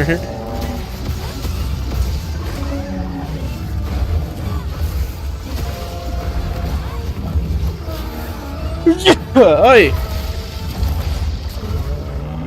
Oh, good thing I could just hold block. Ooh, my abs.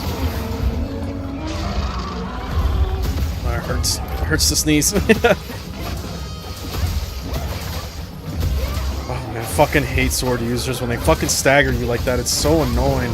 Why are you hitting the head? You're a sword user. Go for the tail. You have slashing damage. Oh my goodness. Gesundheit, thank you.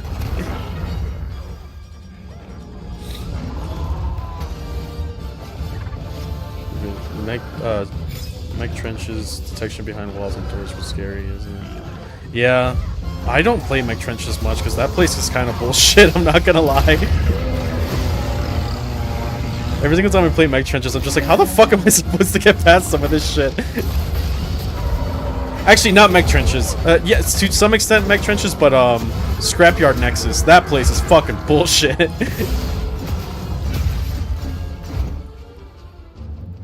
Same with Underground Cemetery. That the crawler is like way too brutal in its detection. Udibao is joining. Mech Trenches is the easiest. Yeah, I'm sorry, I meant Scrapyard Nexus. Mech Trenches is pretty simple. I do like Mech Trenches, actually. You think that's the easiest? I always thought Elephant Mausoleum was the easiest. That or like Burning Enclave. It's a farming map? Yeah, no, that's real.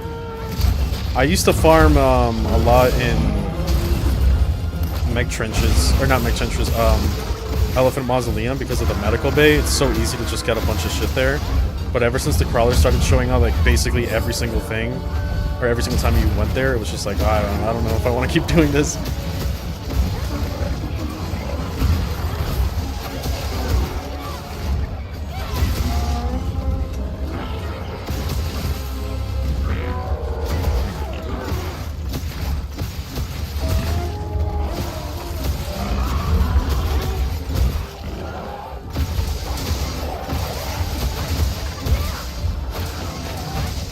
See? You see I'm getting fucking staggered?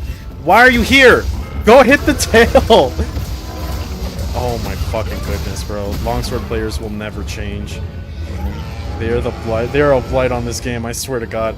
If I was a hammer player, I would be fucking seething. And I used to be. The hammer was the first weapon I ever played. And I would seethe all the fucking time because of that shit. It's so annoying. Like, the tail is just as weak. Go for the tail. You have overhead strike for a reason.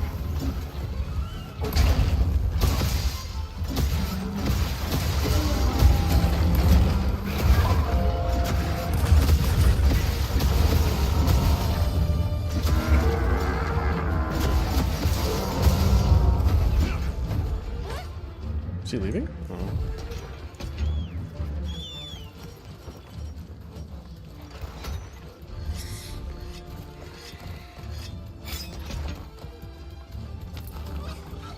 Am I good on everything? Yeah, I probably should stop by a camp and get traps, huh? I think I will. I should be able to climb this, right? Yeah. There's a camp right up here.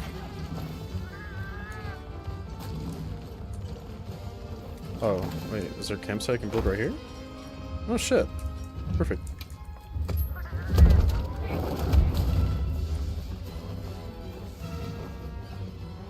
I built all these traps and I forgot to fucking take them. Trink. Put these away.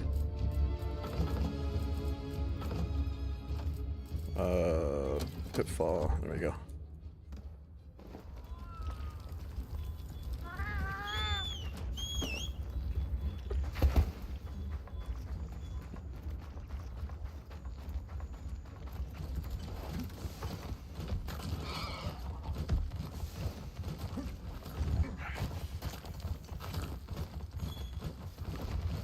Trap set. What the hell was that noise? Oh, they caught it for me. Sweet. Excellent work. That's another quest. They cut off its tail somewhere? Could have sworn I just saw something say tail. Oh, its tail's still on.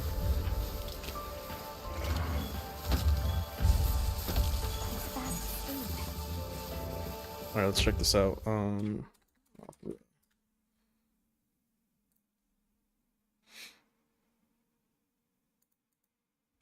my gosh. The army rule is Forever Winter March update.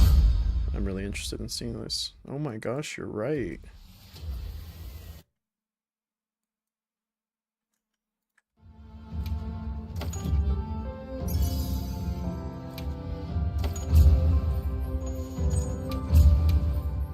Also, thank God for Monster Hunter having a setting where when you tab out, the music turns off. This fucking underrated setting. This is probably one of my favorite things for a game to have. That and ultra wide support.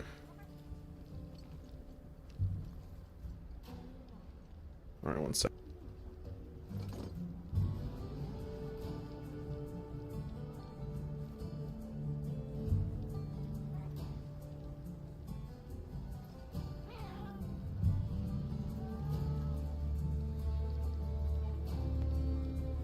Okay. Alright. Tab out. We'll switch over to monitor capture.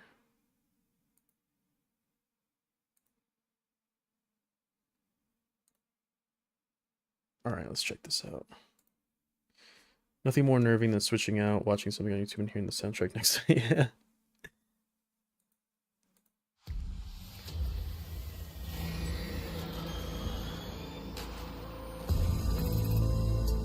Ooh, wait a second. This place looks cool as fuck. Is this out right now?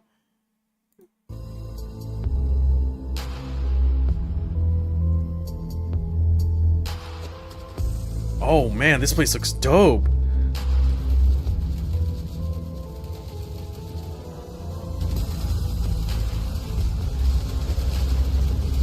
Oh, I see the Orgamech. It'd be cool if they include the Orgamech more, because he's like almost never appearing. Test map for this patch.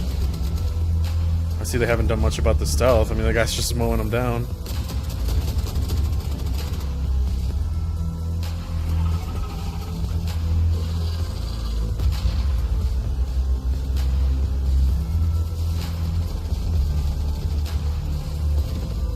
Those are the toothy bots, huh? There are a lot of them now. Beyond effective. Oh, that's the HUD for Gunhead. Oh wow, this map looks sick.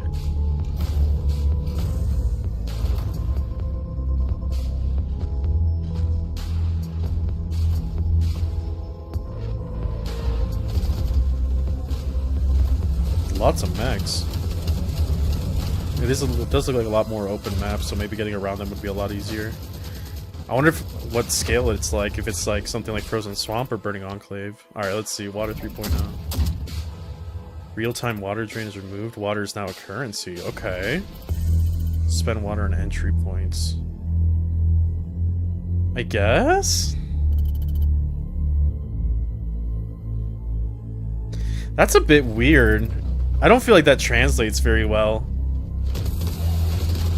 Wait, so does that mean you just lose all your spawns after you unlocked them? Because that would kind of suck.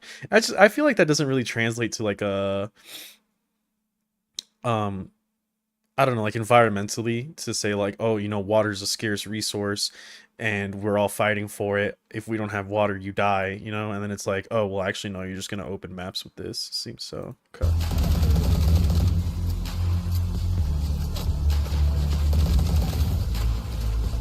What is it trying to show off here? Did they change something? Are the sights just better? Because I remember ADS fucking sucked. No, what I want, I don't really care about ADS because I play mostly in third person. I want a shoulder switch. That's what they need to add. Oh yeah, it does look really accurate now though.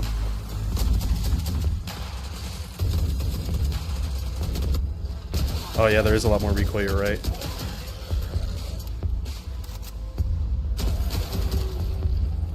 Over the shoulder switch is what they need to add for sure. Oh, thank God. I remember whenever you killed a hunter killer, it was like walking around for like fucking 5 minutes trying to pick something up. Let's get it going. New night mode frozen. Oh God, no. Oh jeez.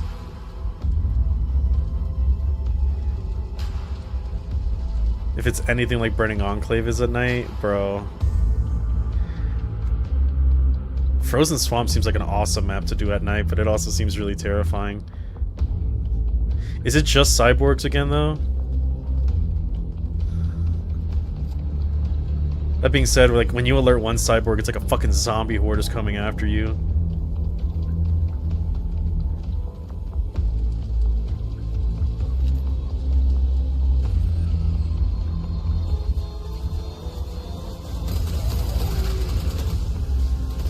Yeah, look at that. Oh my, there's so fucking many of these fuckers. Were you obviously able to go up there? I don't think I've ever been up there in the pipes. I've been in the trade tracks, but... Probably like gunplay, ultimate animation, enemy spawning, enemy awareness, melee AI updates, network improvements, forever winter.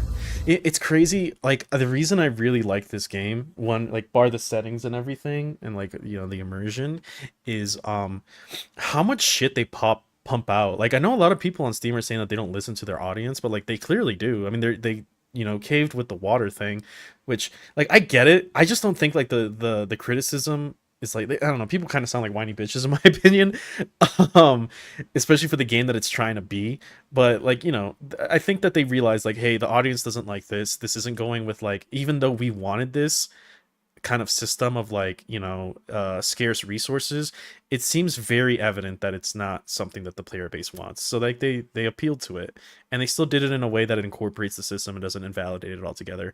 I don't know, that they push out updates a lot, they give the community what they want, like, and they continue to kind of like give their vision of the game as well alongside that. You know, they're like compromising with the audience where they think that some things are a better direction than others.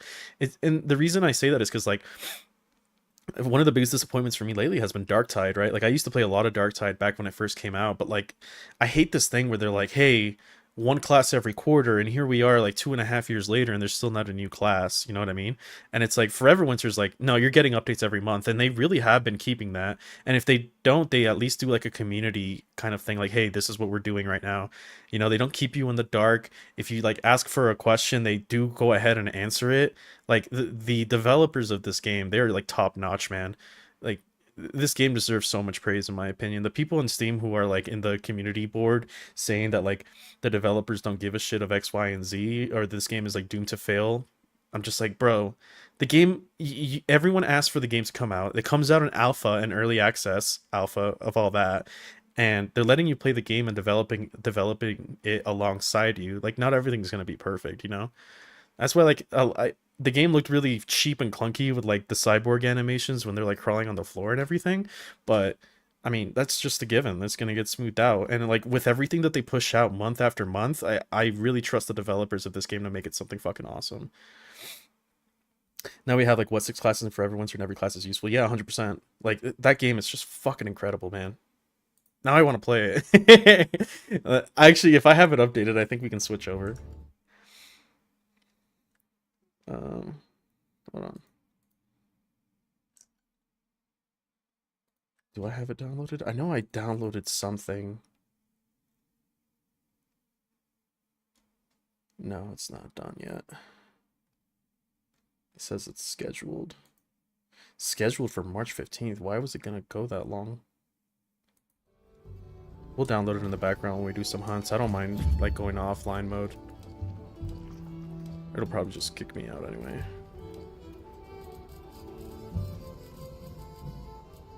Is there no way to... There we go. 103 gigs, that might take a bit.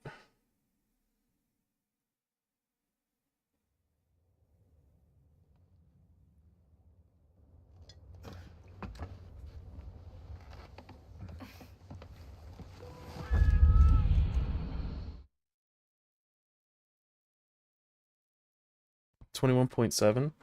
It's saying 103 for me. I think it's doing that thing where like Steam has been doing this a lot for me lately, where it just like uninstalls the entire game and downloads it.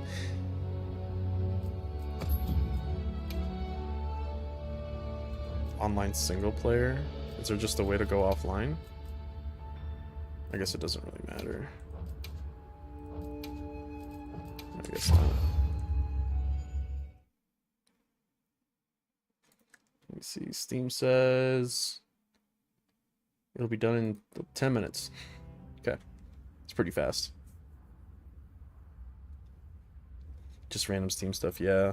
Yeah, the other day I was looking at like, I don't remember what game it was. Some game had like a fucking 150 gigabyte update, and I was like, excuse me? I think it was like Armored Core. It'll be done before we know it. I do want to play that game now. That map looks sick. Gravios. I just need to kill Gormagala again. I heard from the others. Make sure I'm good here.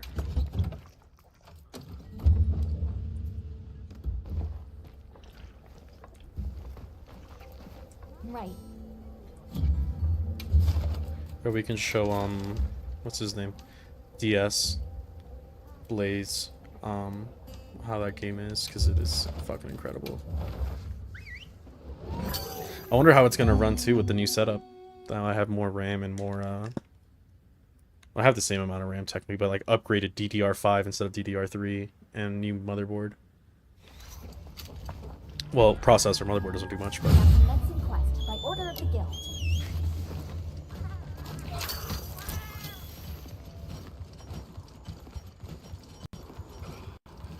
A supply shipment's come in. Hope you find something useful. what happened? I thought I picked up the hot drink. Wait, I need shit, whatever. Just go without it for now.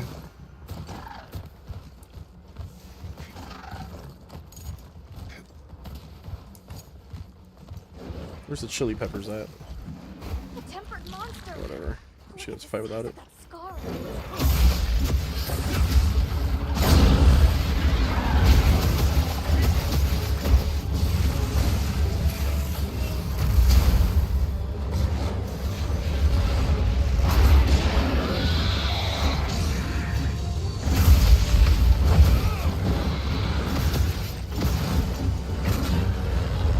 I wonder if I should just call for help with this quest. I might.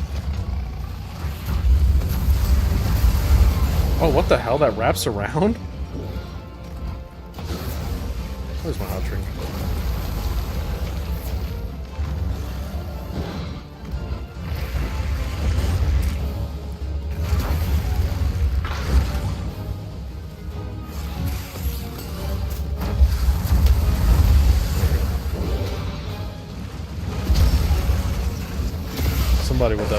tempered, not Caldera, tempered Gormagala class.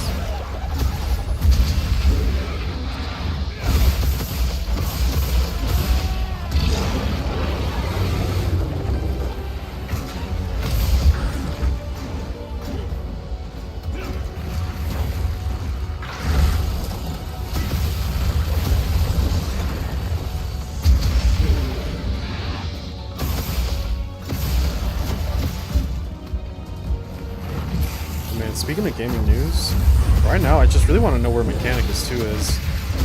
It's been like half a year since they announced it.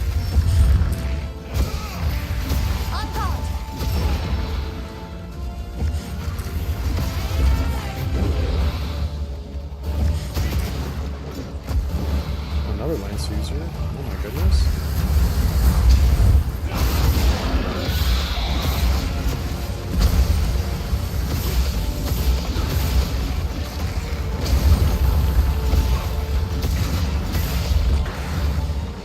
True. Yeah, I'm telling you, I'm gonna stream the shit out of that game now that I'm prepared. And if you're on Twitch and you're not watching the AdMech guy play Mechanicus, something's wrong with you. Still need to get the Twitch presence up. Maybe that'll help. The first one was a work of art. Honestly, this is an ambitious thing I'm doing.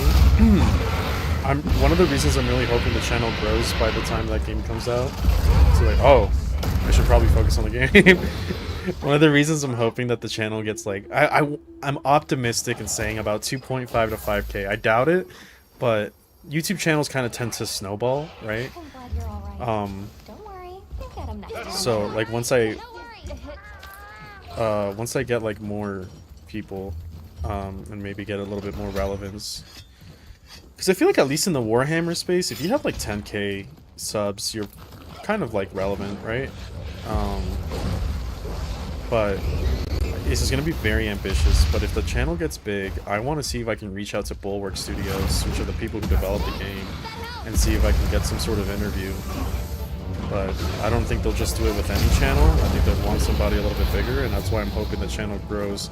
But if, like, because I was looking at seeing what other work David Guillemin, whatever his name is, has done. And he's done a couple, but it's really hard to actually find his work online.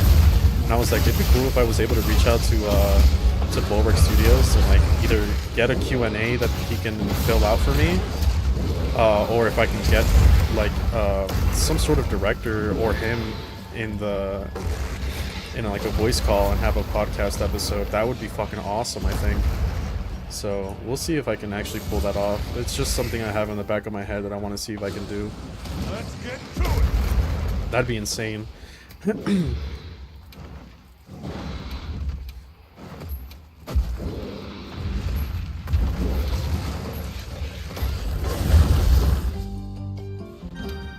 After you reach endgame, one shot everything with combo.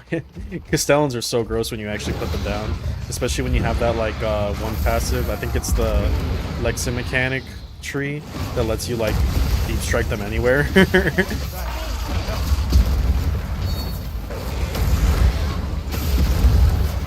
I did start a Mechanicus playthrough for stream. I should probably go back to it. There's just a lot of games I want to play right now.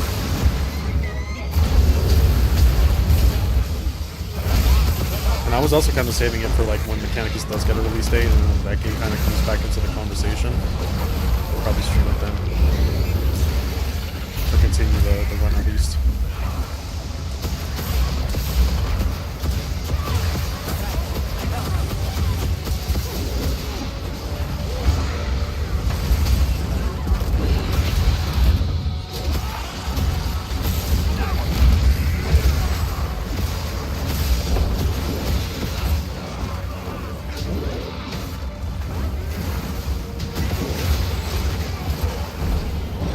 Deals damage while you're on him? Huh. No, excuse me.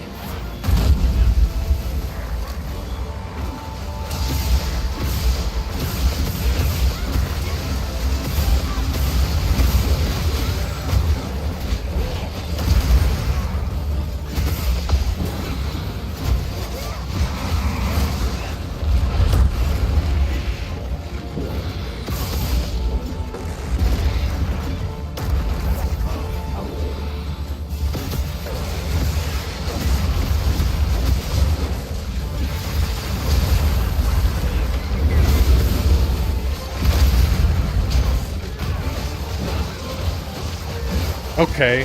Alright, I just can't move. Thanks, team. Jesus. Wow, I got locked out real hard there. I don't remember dual blades having that much stagger.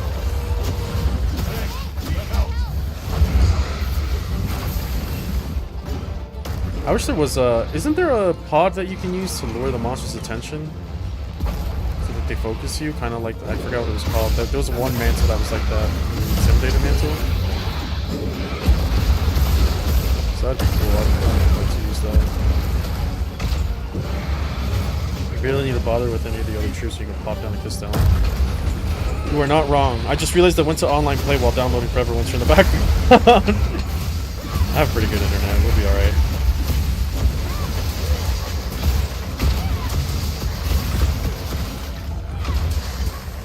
I don't think I've ever used another troop like, I think I used the Rust Stalkers and the Rangers. But other than that, I don't... And then the Castellans, obviously, but like, a lot of the troops, like the Cataphrons were meh. At least I don't remember how good they were.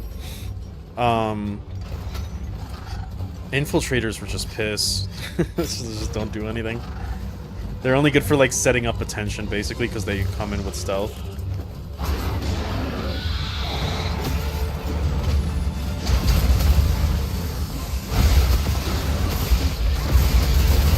Oh, Lord.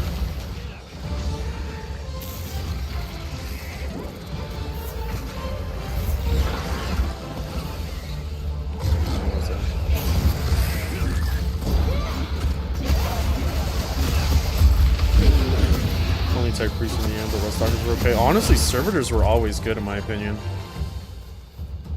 Servitors were just like really good pieces overall. Set a bomb.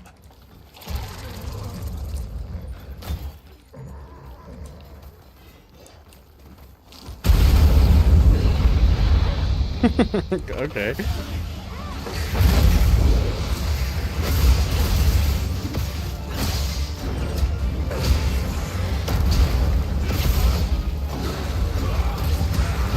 It's cool how they introduced the bomb in the game that like is a good wake up if you don't have like a wyvern stake or something. Oh my lord.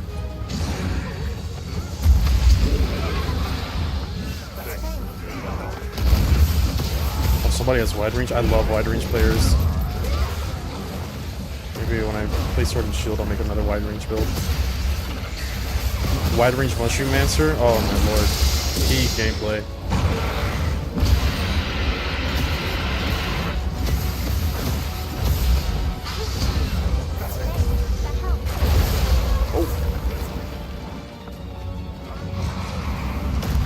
I don't see a Sword and Shield player though. Maybe it's the Dual Blades that has wide range. Oh, I ran into that like a fucking dumbass.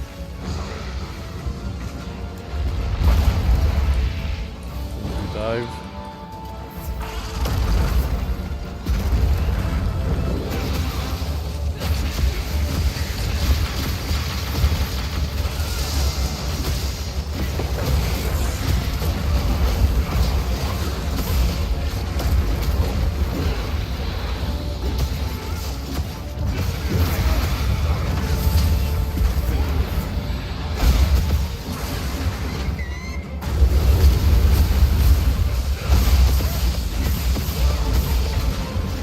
God damn it, bro, die.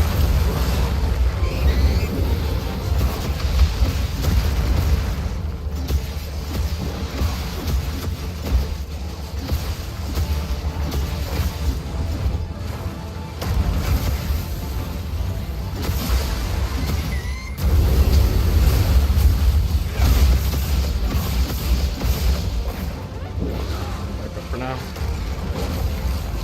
Oh, wrong thing.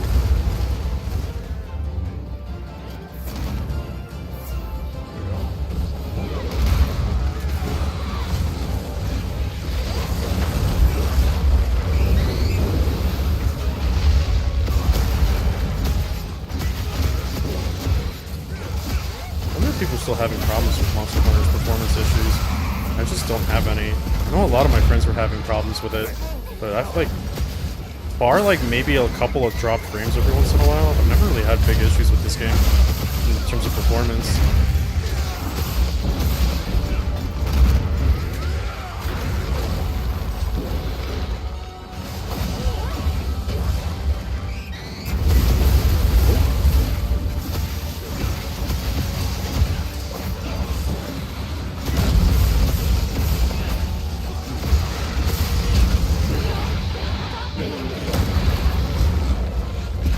Oh my lord. Leave my friend alone.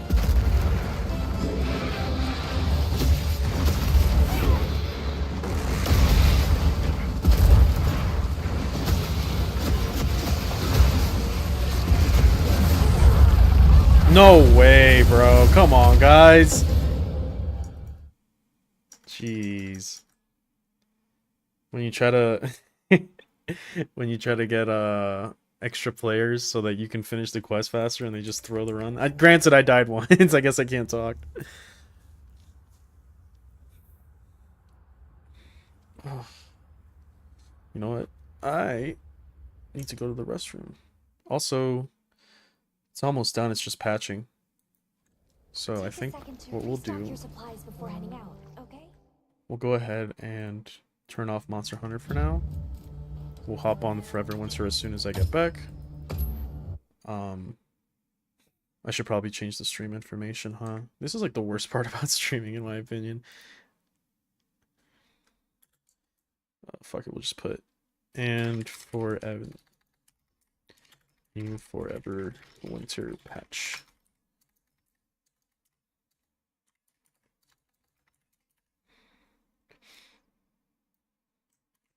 So let me change the game to Forever Winter.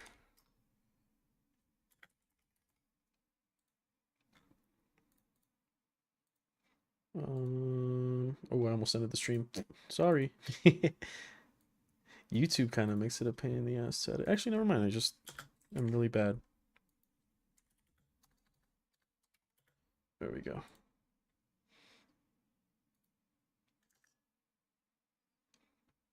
All right, chat. Oh, we'll be right back. I also have beer. I feel like drinking a beer. Actually, what time is it? Because I cannot stay up too late today. I have testing tomorrow. Nah, we'll be fine. We'll be okay. All right, BRB.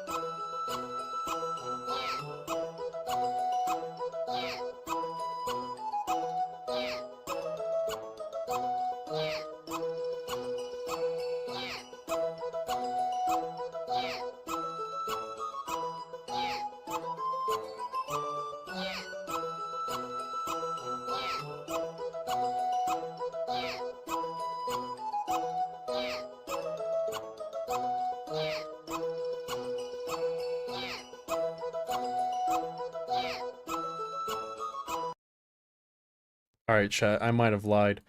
It said that it's done downloading, but it's just patching, and that's gonna take apparently an hour. So, yeah. Maybe we won't get to that. Maybe we won't. um, I could keep playing Monster Hunter, but like I said, I don't know. That game just like, it's subjectively good, right? Like I'm not trying to say it's not, but it just doesn't have the same pool to me like the other games did. Like I can hop on and maybe play for like 3 hours at a time, and then I'm like, okay, maybe I should go play something else. But like whatchamacallit? Yeah, anything past that. I just can't sit down and play it for like fucking 15 hours back on back like I used to. So I have to sneeze again. it might just... Hold on, come on, actually come out. Yikes. I mean, it might go faster, maybe. I don't know what I'm downloading this to. It might be to one of my HDDs, which is probably why it's a little bit slower. But yeah, I'm not feeling the Monster Hunter right now. I'm trying to see if there's a game I could put on. Or we could just like watch some YouTube or something. Talk about actual AdMech, you know, the thing that is relevant to my channel. I'm basically a fucking variety streamer at this point, if you can even call me a streamer. Oh, there's this game. All right, chat. The few of you that are here, I understand it's a Thursday. It's not exactly the best time to be streaming. Is it Thursday? Today's Thursday, right? Yeah, today's Thursday. Have you guys ever played the WarioWare series, like the old WarioWare games? Usually they were big on DS for the most part. I think they were on GameCube too, but I played them on DS. Yep. Okay. So there's this game that came out with a demo. I saw it on TikTok while browsing my fucking brain rot. But it's called Mindwave. So I don't know if you've heard of that one, but it's a game that's getting kickstarted, and it is fucking incredible. So I can throw that on because I just like to show people the niche games that I play. I guess that also kind of goes into a segue. We'll throw that one on, but if you do want to hear more like gaming takes, I guess, from me, one of my friends, he like started a podcast, I think yesterday or like the day before. It's called the Bonfire Nexus. I can throw it up on stream so you guys can see it. But just in case you wanted to hear more from me, like being an idiot or something, if you don't get enough from my weekly uploads, again, it's just helping out a buddy, you know, trying to give him some attention. But obviously, like, this is on stream. It's not where I get most of my traction. So I might do a little shout out at the end of the video just to help him out. But it's this right here. So we really ended up liking how the logo looked. Hold on, game scene. Here we go. So we made it. It's called the Bonfire Nexus, because we really wanted to tie it to like Dark Souls because we're all Dark Souls fans. But there's like a bunch of swords here from All Gaming. So forgot the name of this one. Night Edge, I think, from Soul Calibur. I know it's from Soul Calibur. Nightmare wields it. The sword from Monster Hunter, the Bone Greatsword, the Buster Sword. I think this is Titus's blade from Final Fantasy X. The Bonfire Sword. That's the Doomslayer. I think it's called the Crucible, and then there's a chain sword there. But it's just kind of to show that like all the swords converging in one place. It's a podcast about talking about games. We talk about Monster Hunter for like the first 30 minutes, and then we go into some like favorite protagonists in gaming. So if you guys don't mind checking it out, you can hear my voice there, and then two of my buddies. Go show them some love if you have the time. But Mindwave, let's go into that because that game is fucking incredible. And I'm gonna use this podcast to talk as an outlet to talk about all these niche games I play, because I play games that like nobody's heard of. They have very niche what's the name of this shit? Audiences. And Mindwave is definitely one of them. But like I said, I love WarioWare games, and this game really feels like a passion project. It is so fucking cool, like in every regard. If it would launch, I don't know why it's not launching. It says it's running. It usually launches a lot faster than this. Maybe it's acting up here. Let's try again.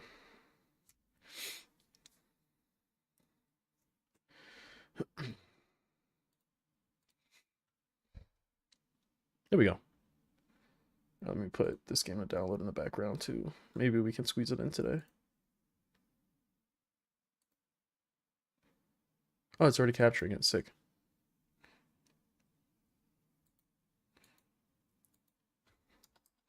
Yeah.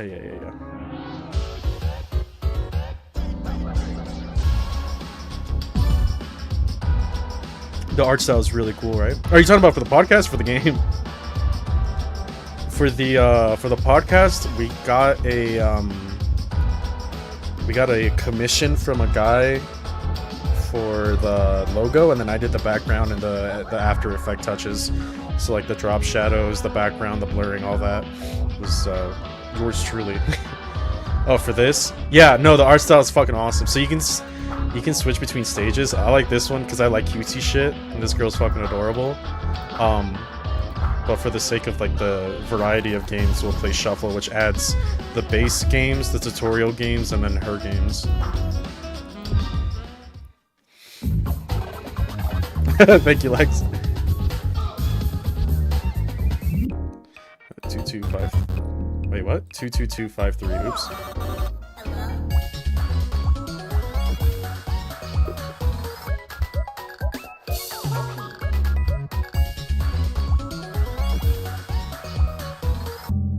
Uh, 3CRK. 3CRK. There we go. Some of these games are really relatable too, which is what I like. There's one where like it's the girl staring out into like the cables on the street, and like a little character is jumping over crows, and I was like, bro, I used to do that as a kid when I used to stare out the car window.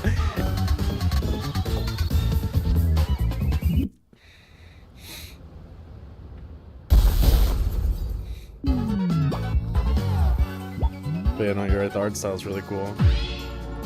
This minigame transforming into like an anime girl. Stupid as fuck, man. Same dude, that was my childhood. Yeah, I guess a little fun fact about me. It's not really fun.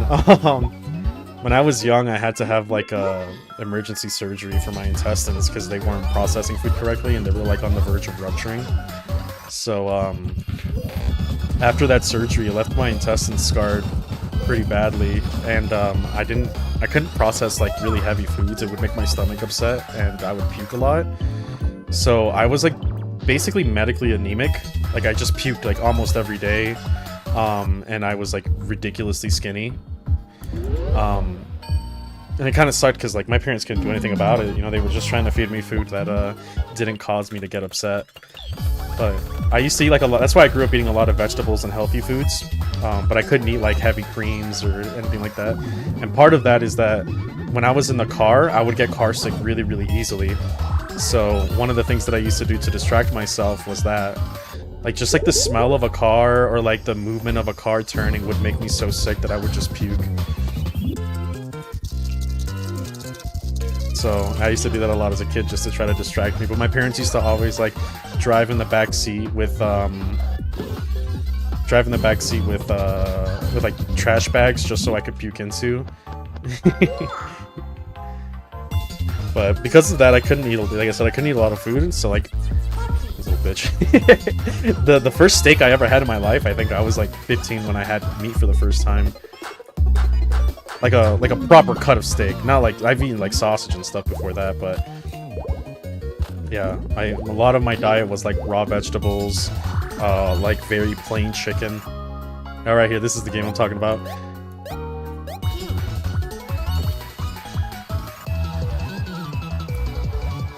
Now I'm a jolly weight. I look like I eat food, but I was like really skinny back then.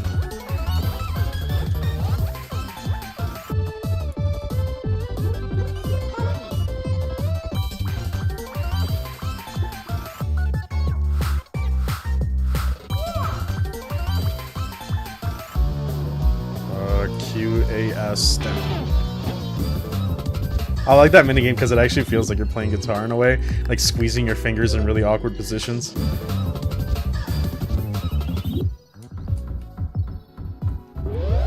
You still have intestinal issues resolved? I think it's just healed over time because now I can eat whatever I want. I don't really get sick easily. I think it was just a matter of my like body healing after the surgery or something, but it was for a couple of years. It was pretty bad. I don't know if that's because I had that like when I was in like South America, because I grew up in Ecuador. Maybe like the procedure wasn't the best or something. I don't know, but oh, sorry. I want to say that like around the age of maybe 11 is when it went away.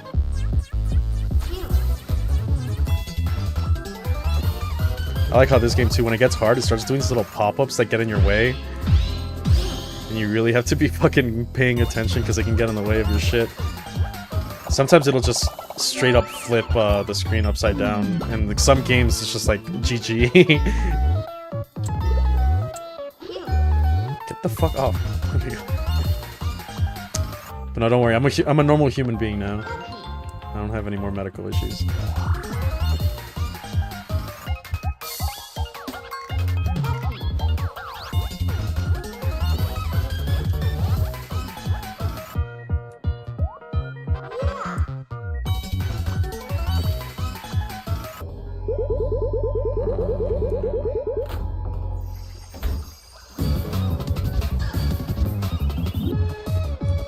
Is that right? Okay, fucking cat's in the way.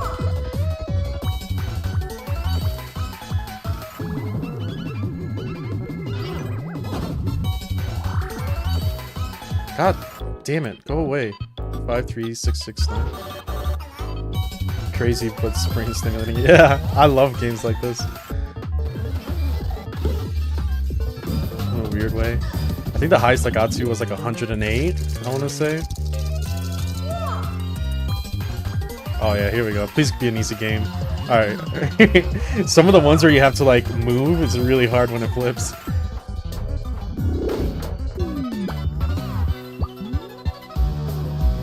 QAE.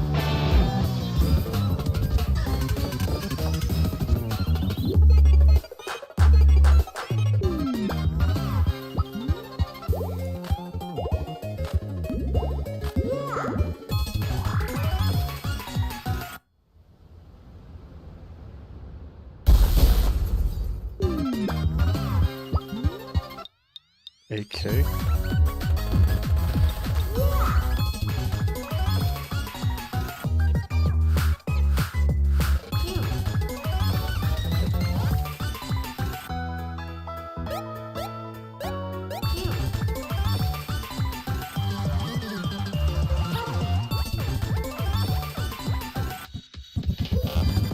And now it's starting to get a little tough. It's getting a little fast. Damn. Oh, see, like, this fucking blows. What? Come on, I was right there! Oh, shit. I was sitting up.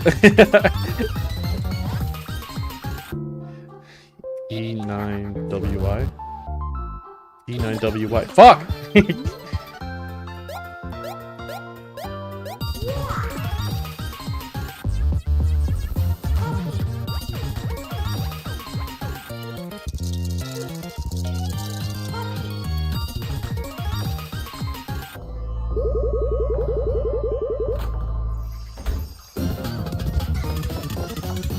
It's crazy that I lost 2 lives so quickly.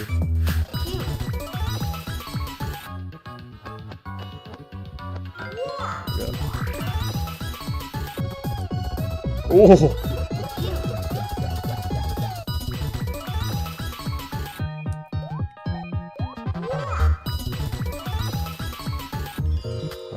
10. Perfect. Oh, combo. This is cool. It's just minigame back to back. Woo! Woo!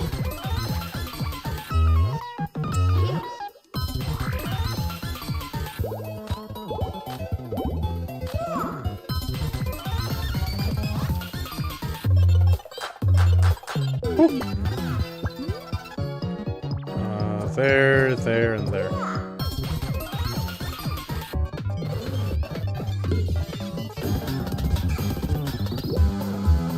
AWS. That was pretty easy. 22253.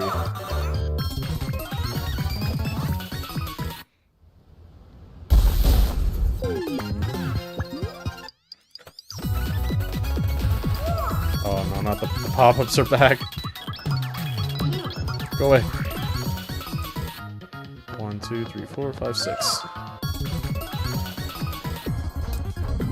Ah, fuck! God damn it!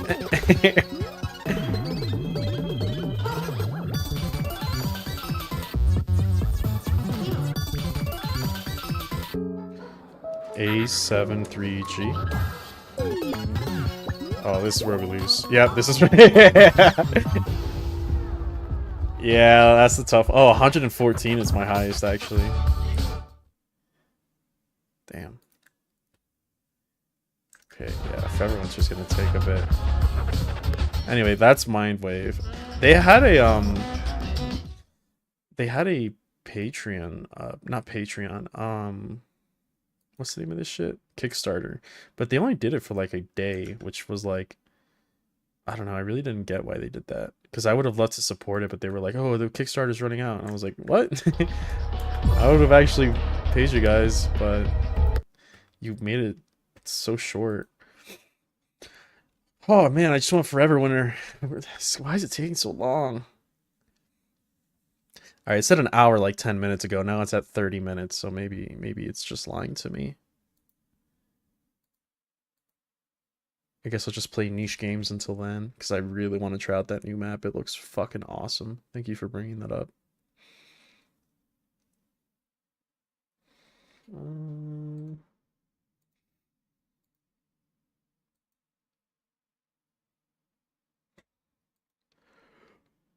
I'm trying to see what to do.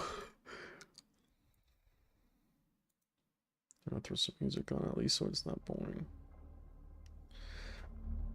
I wonder if like there's a new video or something that we can watch, because I feel like I'm kind of out of the loop on a lot of Warhammer stuff lately. Actually, I know what we can do. What's the name of these guys?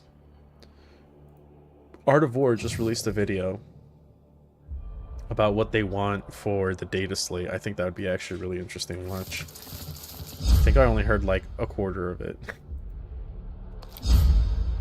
I should put Art of War 40k. I'm surprised they don't recognize that that's the only thing I ever Google. Every single time I Google Art of War, it's like, do you mean Sun Tzu? And I'm like, no, what the fuck?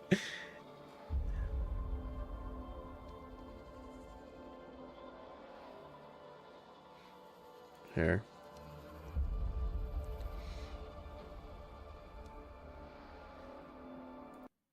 Let's turn that off because we're gonna go into this.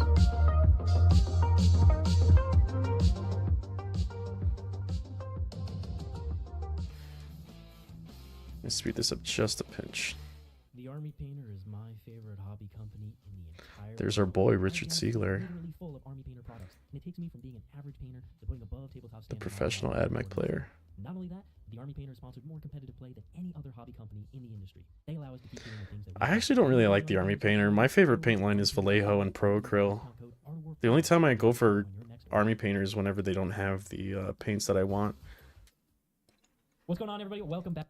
We haven't really ranked them. Let's skip ahead a little bit. Solve this Games Workshop too. It'd be nice if we solved this. We've kind of just put our thoughts to several big areas and discussion points. We're going to talk about them. So starting off, I guess I should say, if you guys don't know Art of War, these guys are fucking awesome for professional advice. Not professional, competitive. Yeah, Vallejo. Vallejo's on top, man. I'm sure you probably know who they are, but these guys are like the leading competitive Warhammer channel.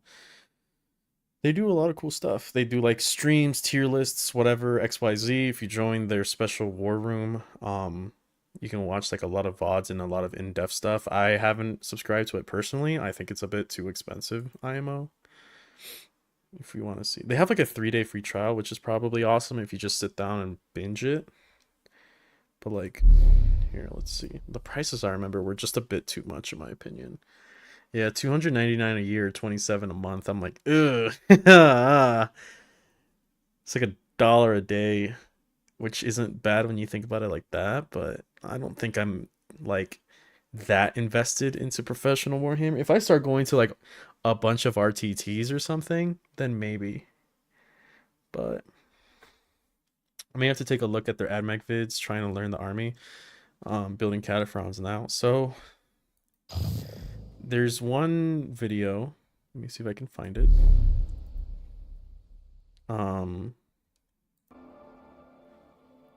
I think you have to sort them by live because they do a lot of live content, not so much videos. But it was before Grotsmas. It's when Richard. It was right after the balanced data slate that we got. But 9 months ago. Does that seem right? Okay, no, it's definitely after this. Where is it? It was him and Alex Angelos, whatever, the pro AdMech player from Australia. They sat down and rated every AdMech. Maybe it's not live. Maybe this one was just a video. Let me see. But that's a good video. I would recommend you listening to if you're trying to figure out the army. But I do get a lot of my my videos. I get a lot of the information from some of these guys. I try not to just like rip everything they say. I try to, you know, give my own advice, my own experience, but you know, you're the professional player for a reason. You do have a lot of insight and it's worth sharing. And maybe it's down here. You can see I don't watch like all their videos, so because they do cover like every army in the game, and some armies I just don't care about. Sometimes I'll listen just because it's good to have knowledge. But can I just not find it? Am I just better fucking searching for it? Probably. Alright, here. Ranking every AdMech data sheet. No, so this is the old one. Where's the new one? It was definitely after CSM came out, because that's when the changes came. I know that Richard was doing his little thinking face. Here, if you just go to like Art of War AdMech tier list. Right here, this one right here, where you can see Alex is at the bottom and he's at the top. The crazy part is that they both look like fucking clones of each other. Fucking all the AdMech players are just a bunch of fucking Chad Wojaks. But yeah, this is a very good comprehensive list. There's some things that I agree with, some that I don't, but you know, I'm not exactly gonna tell like the top players of AdMech that they're wrong. I remember they said like, this is just me, right? I don't know if you guys saw the game that I played, but like, I want to like Corpuscari, but in my opinion, they fucking sucked. Now, granted, I threw them at what did I throw them into? I threw them into Carnifexes, but like they were being led, had lethal hits on 5s, lethal and sustain hits on 5s. I was like, they're sure to shred up a Carnifex block, right? With how many attacks they have both in shooting and in melee. Like, even if a lot of them don't have high AP, they should get through. And I'm telling you, they were in combat for like 2 turns and it was a block of 10 of them. So I'm not exactly impressed with Corpuscari, but that might have just been a bad game. I don't know. But I mean, their opinions are kind of where I hold everything, to be honest. I'm not the biggest fan of Dissies. I have been playing them a lot more recently, and I do like them. But you know, call appear in tournament staple. I don't know. This was when the list first came out, to be fair, or when the codex first came out. 30 attacks in melee within loaded lethality. I don't think I was carrying in loaded lethality. With them, I had the double Doctrinas. So they were hitting on 2s. Sorry, hitting on 3s, shooting on 2s. The better choice could be Fulgurites versus Carnifexes. Yeah, I think so. But Carnifex, or I wanted to try like the Corpuscari bomb, right? Like sustain hits 2 out of the transport, rerolling wounds, lethal hits with the Manipulus, double Doctrina, and then the whatchamacallit, targeting override to give him +5 crits. Like, I was like, this is gonna fucking smack, right?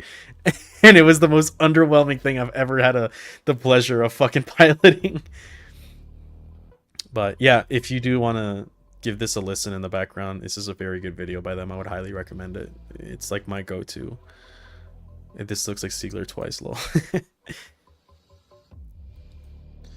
One thing I enjoy about your vids is they are accessible and concise. I can basically understand a unit after 8 minutes and have an idea what they built for the army. Yeah, that's the view I have with the channel. I've shared this quite a bit, and again, I'm not trying to throw shade. It's just that like sometimes listening to this, like, he's relatively cheap for what you get, and he's also my favorite character in the 40k universe. So like sometimes that can get a little boring, right? Like, I get it. It took me a while to get into their content, to be fair.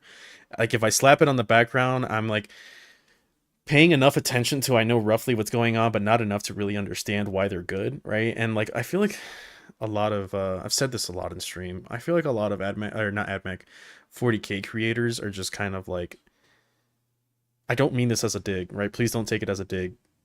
It's more like the quality is just kind of like somebody who turns on like a 480p camera and speaks into a mic while it's fucking, echoing and shit. And I just feel like it's kind of like low effort, you know what I mean? And I didn't want to do that. So I'll check it out. It's not super accessible to newbies like me. Yeah, you kind of, a lot of listening to Art of War already implies you know what a lot of the things in the game are, right? So like when somebody's talking about like, oh yeah, if you give them X, Y, or Z, then they're amazing against X unit that has X ability, and you're just like, what? Like what does that mean? So it's, they are a little tougher to get into, but I think if you have a fundamental understanding of your army at least, and you watch a video relating to your army, by them talking about the meta, you'll be able to kind of like start like widening your horizons, you know what I mean? Because you'll like innately, you'll hear about them talk about like Deathwing Knights, and you're just like, well, what the fuck's a Deathwing Knight? And that innately like teaches you, oh, okay, so these guys are really good. Watch out for Deathwing Knights. Why? Right? Then you get to see what makes them good, and then you get to kind of dictate, okay, if this is what's good, then why is it that this unit is bad against this? And so, piecing stuff together, yeah. So give this a watch. It's a good video. But several things since the beginning of 10th edition to the core rules. And one of those is changing how you can reduce the cost of stratagems or increase the cost of stratagems. At the beginning of the edition, free stratagems, which was simply making a stratagem 0 CP, was literally all over the game, and it was easy to access. It was incredibly broken for the armies that did have it compared to the ones. Yeah, this is why they had to nerf one, Chaos. Chaos was really good at the beginning of 10th edition when they were in Index because of an ability called Profane Zeal. If you guys don't know what that is, we can look it up real quick. So Profane Zeal used to be a lot stronger. It used to be kind of Willy Wonkers, honestly. Chaos Space Marines. So this is obviously not the Index one, but if I see it, I'll be able to recite the Index one. So Profane Zeal. So this one right here. One Heretic Astartes Chaos Undivided unit that has not been selected to shoot or fight, and in the fight phase or the shooting phase, you can reroll the wound roll. This used to be you can reroll the hit roll, and then if they were undivided, then you can reroll the wound roll. So this basically gave you full rerolls for 1 CP. I'm pretty sure that's what it did. And then since the Lord was like the best unit in the game, because of like the fact one that they had reciting, it's not called reciting, I think it's called like for the Dark Gods. They could basically cast one stratagem for 0 CP. So then they would be led with like a block of Chosen, like undivided Chosen. Or, I mean, even with Legionaries, right? Usually you did it with Chosen because Chosen didn't have reroll to wounds. Whereas Legionaries did if they're in an objective. But you would put this in a block of 10 Chosen with your Chaos Lord, so he could advance in charge. So because your Chosen have advance in charge, and then rerolling wound roll is really strong because one, you can already reroll hit rolls of 1 if they were Chaos Undivided. Yeah, it was full rerolls for free for that unit. Chosen are already really good, but here's the part that matters the most: is Chaos Lord. He can take shit. He can take a Demon Hammer. So this thing hits on 3s, which is kind of crazy. But it has devastating wounds. That's the part that matters, right? So you're bringing up your weapon skill to 3, which, whatever. But now you get to reroll this, and now you get to reroll these. So you get to fish for some devastating, and it's 2 damage apiece. The more important part is that if you use Chance of Glory, this increases the damage once per battle in a fight phase by 1. So now you can fish for devastating 3s. That made it really, really, really strong. Oh, yeah, right here, Lord of Chaos, so you can reduce the cost by 1. So that, and then like obviously Armor of Contempt, which is like reducing the incoming AP by 1. Just casting that for free all the time, it was a bit ridiculous. That's why they changed that. It didn't. So Games Workshop has slowly reined this in. However, in this meta, there are a couple serious offenders of, hey, I just get to use far more stratagems than your opponent. Yeah, there's a difference between I get a free strat battle round on selected units, and there's a fire hose of stratagems that's about to be shot into the center of the board here. And yeah, one of the peak offenders is Ultramarines. Absolutely. They have, so first of all, they have Calgar. He guaranteed gives you CP if he's alive in each of your command phases. So guaranteed, you're going to have 2 in each of your command Whoa, phases, which is wait. nice. On each of your command phases? I don't know like shit about Space Marines. Yeah, luckily I'm in a play group that does not play a lot of Space Marines. I think I've only fought against like 3. Calgar just straight up gives you a fucking CP every command phase? I'm assuming it's Lord Calgar. Lieutenant. Oh, Marnius Calgar.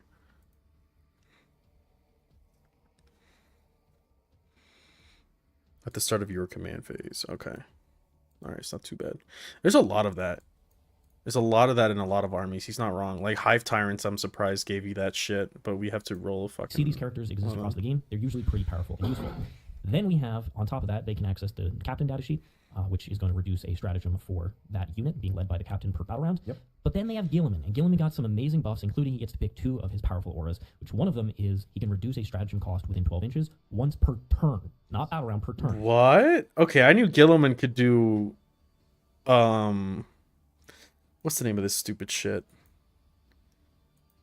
Gilliman could do double...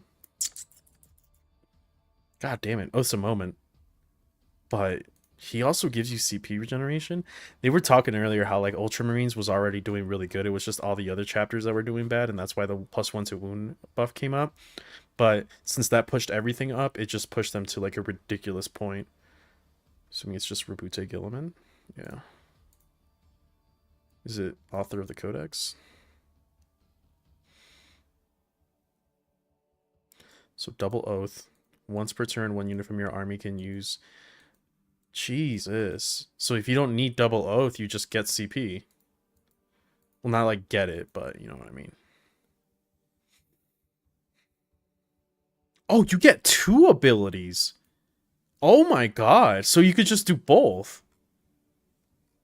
That's fucking cracked. I did not know that. By the way, chat, let's look at our boy, who can only have 1 canticle. And honestly, canticles aren't great. Reroll hit rolls of 1. God knows why our Lord does that, but, you know, Abaddon is like the same thing, but way stronger.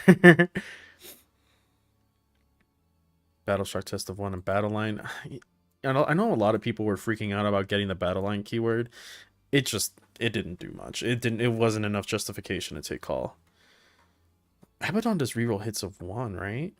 But he's like an actual threat though. That's the thing about him.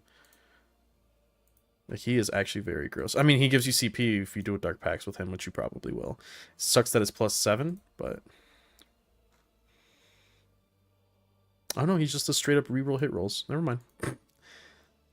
Okay, well, so he's better than Call, and he hits harder than him.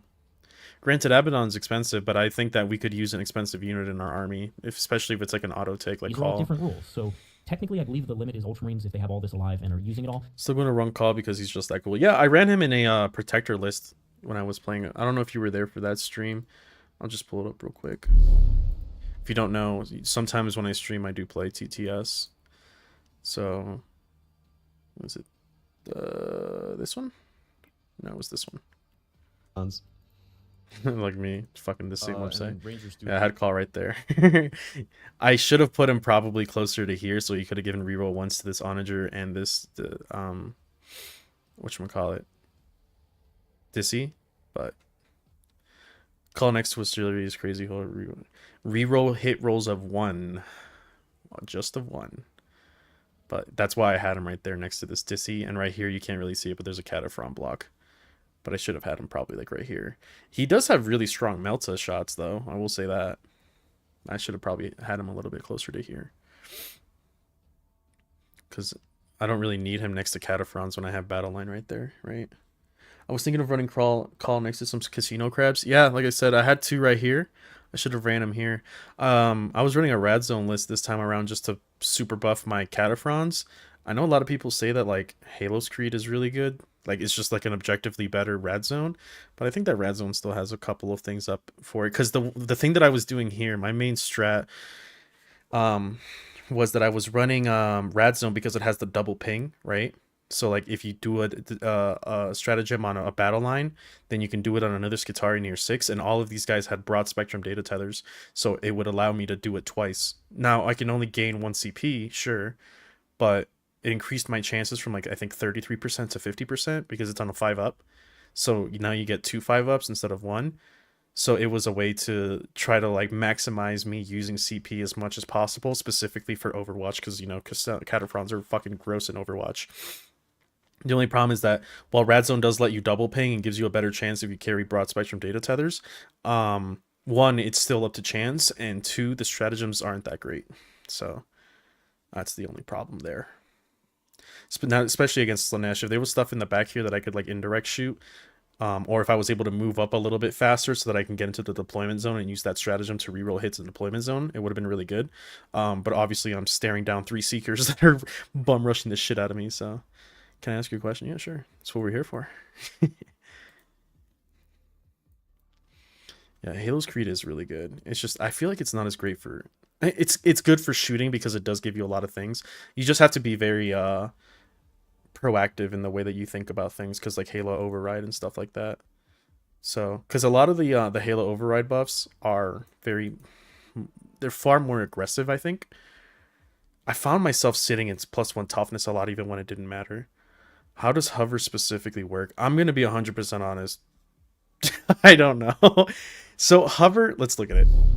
Hover is basically like the unit is starting off in a grounded state, so to speak. But we can look up the official verbiage.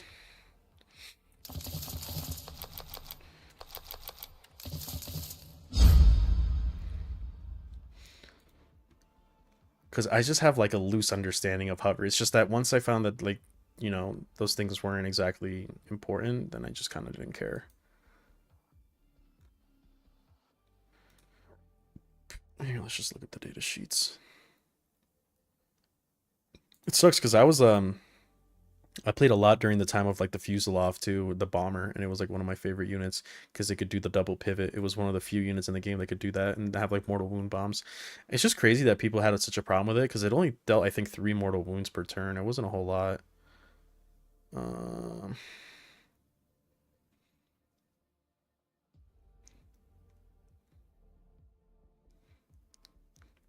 It's the ruling not here. Oh, here we go, hover. Okay. But it must take full movement like in flying. Let's see. Some aircraft have the hover listed in their abilities. When instructed in your declare battle formations before doing anything else, you must declare whether a model... Yeah, so it's like you have to, before you set it up, you have to declare whether it goes into hover. If it's in hover, then until the end of the battle, its move characteristic is changed to 20. It loses aircraft keyword, and it loses all associated rules for being an aircraft model. Models in hover mode do not start the battle in reserves, but you can choose to place them in your strategic reserves following normal rules. Yeah, so it kind of, hover kind of just makes it act like a tank for the most part.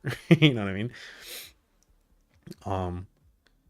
I don't really know what the downside or like why you would want to go to hover, bar the fact that you can't start the game with it on the field, and aircraft are better when they're like, you know, actually on the field, because then they can do things, especially for their movement.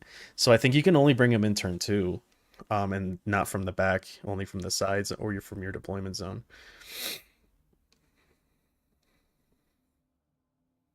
The Stratoraptor would be legit. I want to like the Stratoraptor. The only problem is that it's like a worse Doomcrawler in almost every respect is the issue. So it looks cool, it really does, but it's just like, okay, so if it doesn't have fly, you add 1 to the hit roll. Okay, it's not bad. But heavy phosphor blaster, +4, 6, -1, 2 for 3 hits. It's okay. It's basically the same profile as a Cataphron. Twin Cognus last cannon. So this one didn't receive the changes that the Iron Striders did for some reason. The Iron Striders had this same profile, except that they lost Twin Linked and they got an extra shot. This one does not have that. And then you have the Cognis Heavy Stubber Rapid Fire 3, right?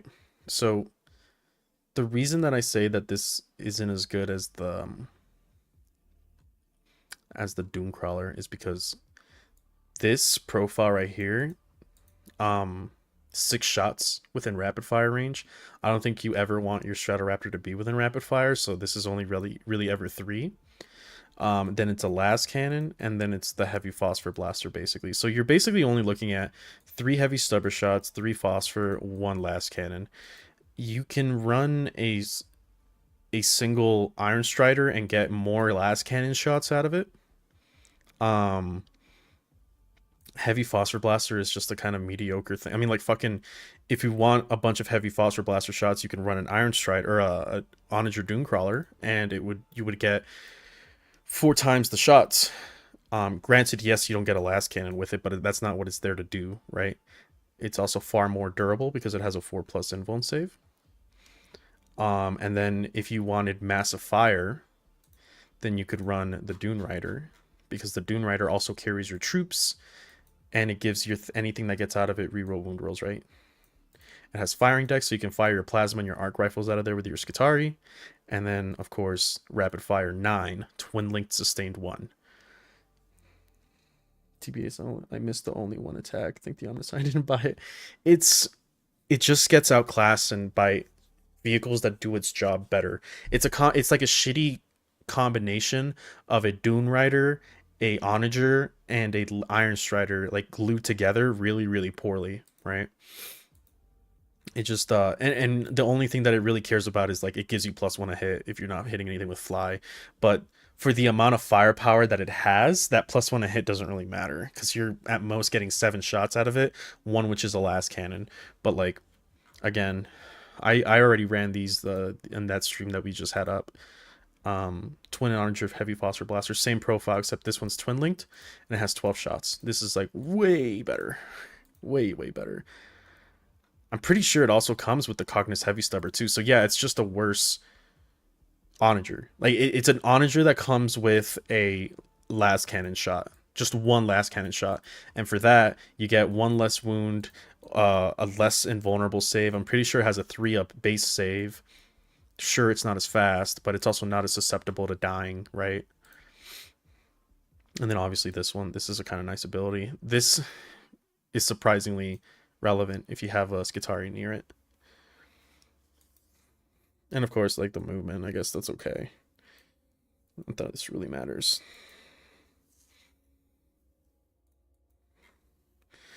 And it has, I think the other one has smoke too. I don't know if it has a broad spectrum data tether. Then more Ballistarian Sidonians. Yeah, I think, like, depending on what detachment you're running, Iron Striders are just better. That or, like, a Disintegrator. I've been becoming a fan of this thing, because at first I was only ever judging it by the Belarus cannon or the Pheramite cannon. Pheramite cannon is basically 3 las cannons. The difference being that if you shoot it into the correct target, which is monsters and vehicles, it gets +1 a hit. So a 3-up las cannon, if you're in Protector, becomes a 2-up. I wish it had heavy. If this thing had heavy, it would have been so fucking good. But alas. But still, it's not just the Pheramite cannon. Because I look at this and I'm like, okay, I could run 3 Iron Striders and it would be better, right? But it's this with the combination of the Disruptor Missile Launcher. This is basically 3 mini las cannons. And then you have the Cognis Heavy Stubber with it. The difference also being that if you target the thing that you want to point this at anyway, it gets +1 a hit as opposed to the Iron Striders. Sure, it doesn't have sustain, but it at least connects, right? The only thing about the Scorpius that is kind of underwhelming is that if it does not connect these Pheramites, it feels like the biggest waste of points in the world. So, at least with the Onager, when it doesn't do anything, I'm just like, you know what? At the very least, it's being a Distraction Carnifex. Like, at the very fucking least. Also, twin linked on the Heavy Phosphor Blaster with those 4 times buff that it got to the shots. This thing is actually really fucking sweet. I'm a big fan of it. But yeah, it's just, I wish aircrafts were cooler. I mean, our aircrafts are cool as fuck, but there was a small time in the meta when people were running the Transvector, because we were like, this was like prime Skitarii Hunter cohort time, where all you cared about was something to get in your battle line. So people were running like 3 fucking Dune Riders and 3 Transvectors and like basically deep striking Skitarii into the back, while running Dune Riders and just road blocking. That was like primo fucking Skitarii Hunter cohort days. It was the most degenerate shit where people were basically saying like, listen, the only good thing in our army right now is Vanguard bombs, right? So like, get the Vanguard in there and try to make your opponent have a miserable time. It was the most degenerate shit I've ever seen, but I understand why people did it. I have 1 Scorpius with the Ferromite Cannon and Halo's Creed and 2 of them in Rad, but purely artillery for the first 2 battle rounds. Yeah, it also depends on what you're running. Belarus Cannon is probably going to have a comeback because Guard and Eldari are really good right now, and Guard and Eldari are also very susceptible to 1 wound fire, right? So we were kind of in a very heavy meta. I don't know where the meta's going to go now. I haven't seen what Eldari is running, but if they are running like a bunch of Warp Spiders like they used to, then the Disintegrators indirect is going to be really nice, because unfortunately this rule is kind of outdated. If you're targeting infantry, add 1 to the hit roll, because now that they made the change that indirect only ever hits on 4s no matter what, this rule kind of sucks. That does kind of hinder the Disintegrator, but it's our only means of indirect fire, and it's -2/1, which Eldar doesn't have invuln saves on like their normal infantry, so this can clear up quite a bit of chaff, right? It has blast, that's really nice, because then you get 2d6 plus whatever, usually 2d6 plus 2, and this will kill infantry blocks. So only problem is, again, it used to be a lot better when it hit on 3s. Now it does not. So, and then it still has some like anti-tank with this, so some, right? Because D6 is very swingy. But I think Belarus's have really, or Disintegrators really just became Ferromite caddies. So at that point, I probably would just play an Onager because it has more shots. Sure, it doesn't have indirect, but indirect is wildly more susceptible to being swingy. Which also means that a lot of if Eldar, depending on what Eldar and Guard is playing, our army is going to see direct results because of that, because we're very good at shredding up T3 infantry. That is one thing that we are very, very good at doing. So, because a lot of our stuff is strength 5. It's actually crazy to believe that these things used to be strength 4. That is so wild to me. But like Rust Stalkers will destroy Eldar if they connect with them. The thing with Eldar is that they have a lot of AP, at least from what I remember. I don't know about their new codex. I haven't looked too deep into it. So usually running like their D weapons or D cannons or whatever can destroy artillery, not artillery, mechanized like heavy support. So I think that like us having like a bunch of bodies in the ground, especially with like anti-infantry 4 on our base troops, is going to be very good against them. But I have to go use the potty. I will be right back. And then hopefully Forever Winterstone. Let's see what it's actually at right now. I know I said we'd watch that video, but I just went into a yap session like I normally do. Yeah, it's at 92. It should be done soon. But I'm going to go use the restroom real quick. We'll play for a bit, and then I probably have to go to bed because I have a promotion test tomorrow. So, BRB.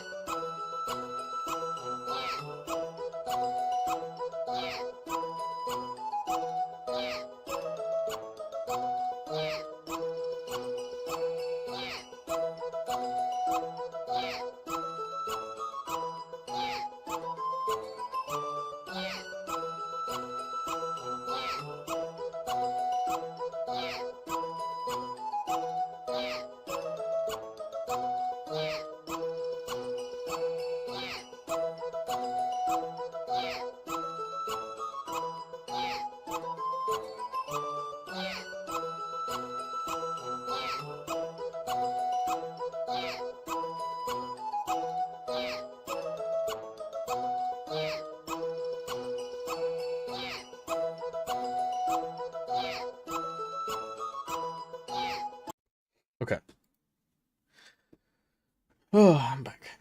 Honestly, I'm just enjoying the AdMech info. I tend to go on tirades like this quite a bit. um, some days I do like dedicated streams. Like the last stream I did, I think was just to watching the Emperor's Children, and I kind of did comparisons on how I feel about them and if they're good into our army or not, or if we're good into them. So if you tune into any stream, there will be a point where I start fucking yapping about AdMech. Could have 30 stratagems spent in the course of 5 battle rounds. Yes, because you get 10 CP for just playing the game. You get 10 free CP for Gullman, basically, because he makes 10 strats free. 10 is crazy. So that's 20. And then Calgar gives you 5 extra CP, so that's 25. And the captain gives you functionally 5 extra for 30. Now, they're not going to use all of that with perfect efficiency, but I would like to invite you to guess that they don't so need crazy. perfect efficiency if they get effectively 30 CP in a game to your 10. That's so And wild. ultimately, Ultramarines, whether Infinite 74. Dude, it was such a drought with AdMech content about a month ago. So glad for your channel. Thank you, man. I appreciate that. they're playing in I feel like there just isn't AdMech content, period, dot. Unless Siegs is talking about it in Art of War, I never see it. At most that I'll see is like people will talk about like what's the name of this shit? Like army lists, and I just kind of don't care for that. You know what I mean? Like somebody will say, "Hey, this is what I'm bringing." I'm like, "Hey, that's cool," but I don't really care. In the sense of like, I don't know. I like hearing people's like tier lists analysis or like X, Y, or Z, why this unit is good, where it's good, why it's good, X, Y, Z. But if somebody's just like, "This is what I plan on bringing," I'm like, "Cool, okay, moving on." And even that stuff is pretty rare with AdMech. So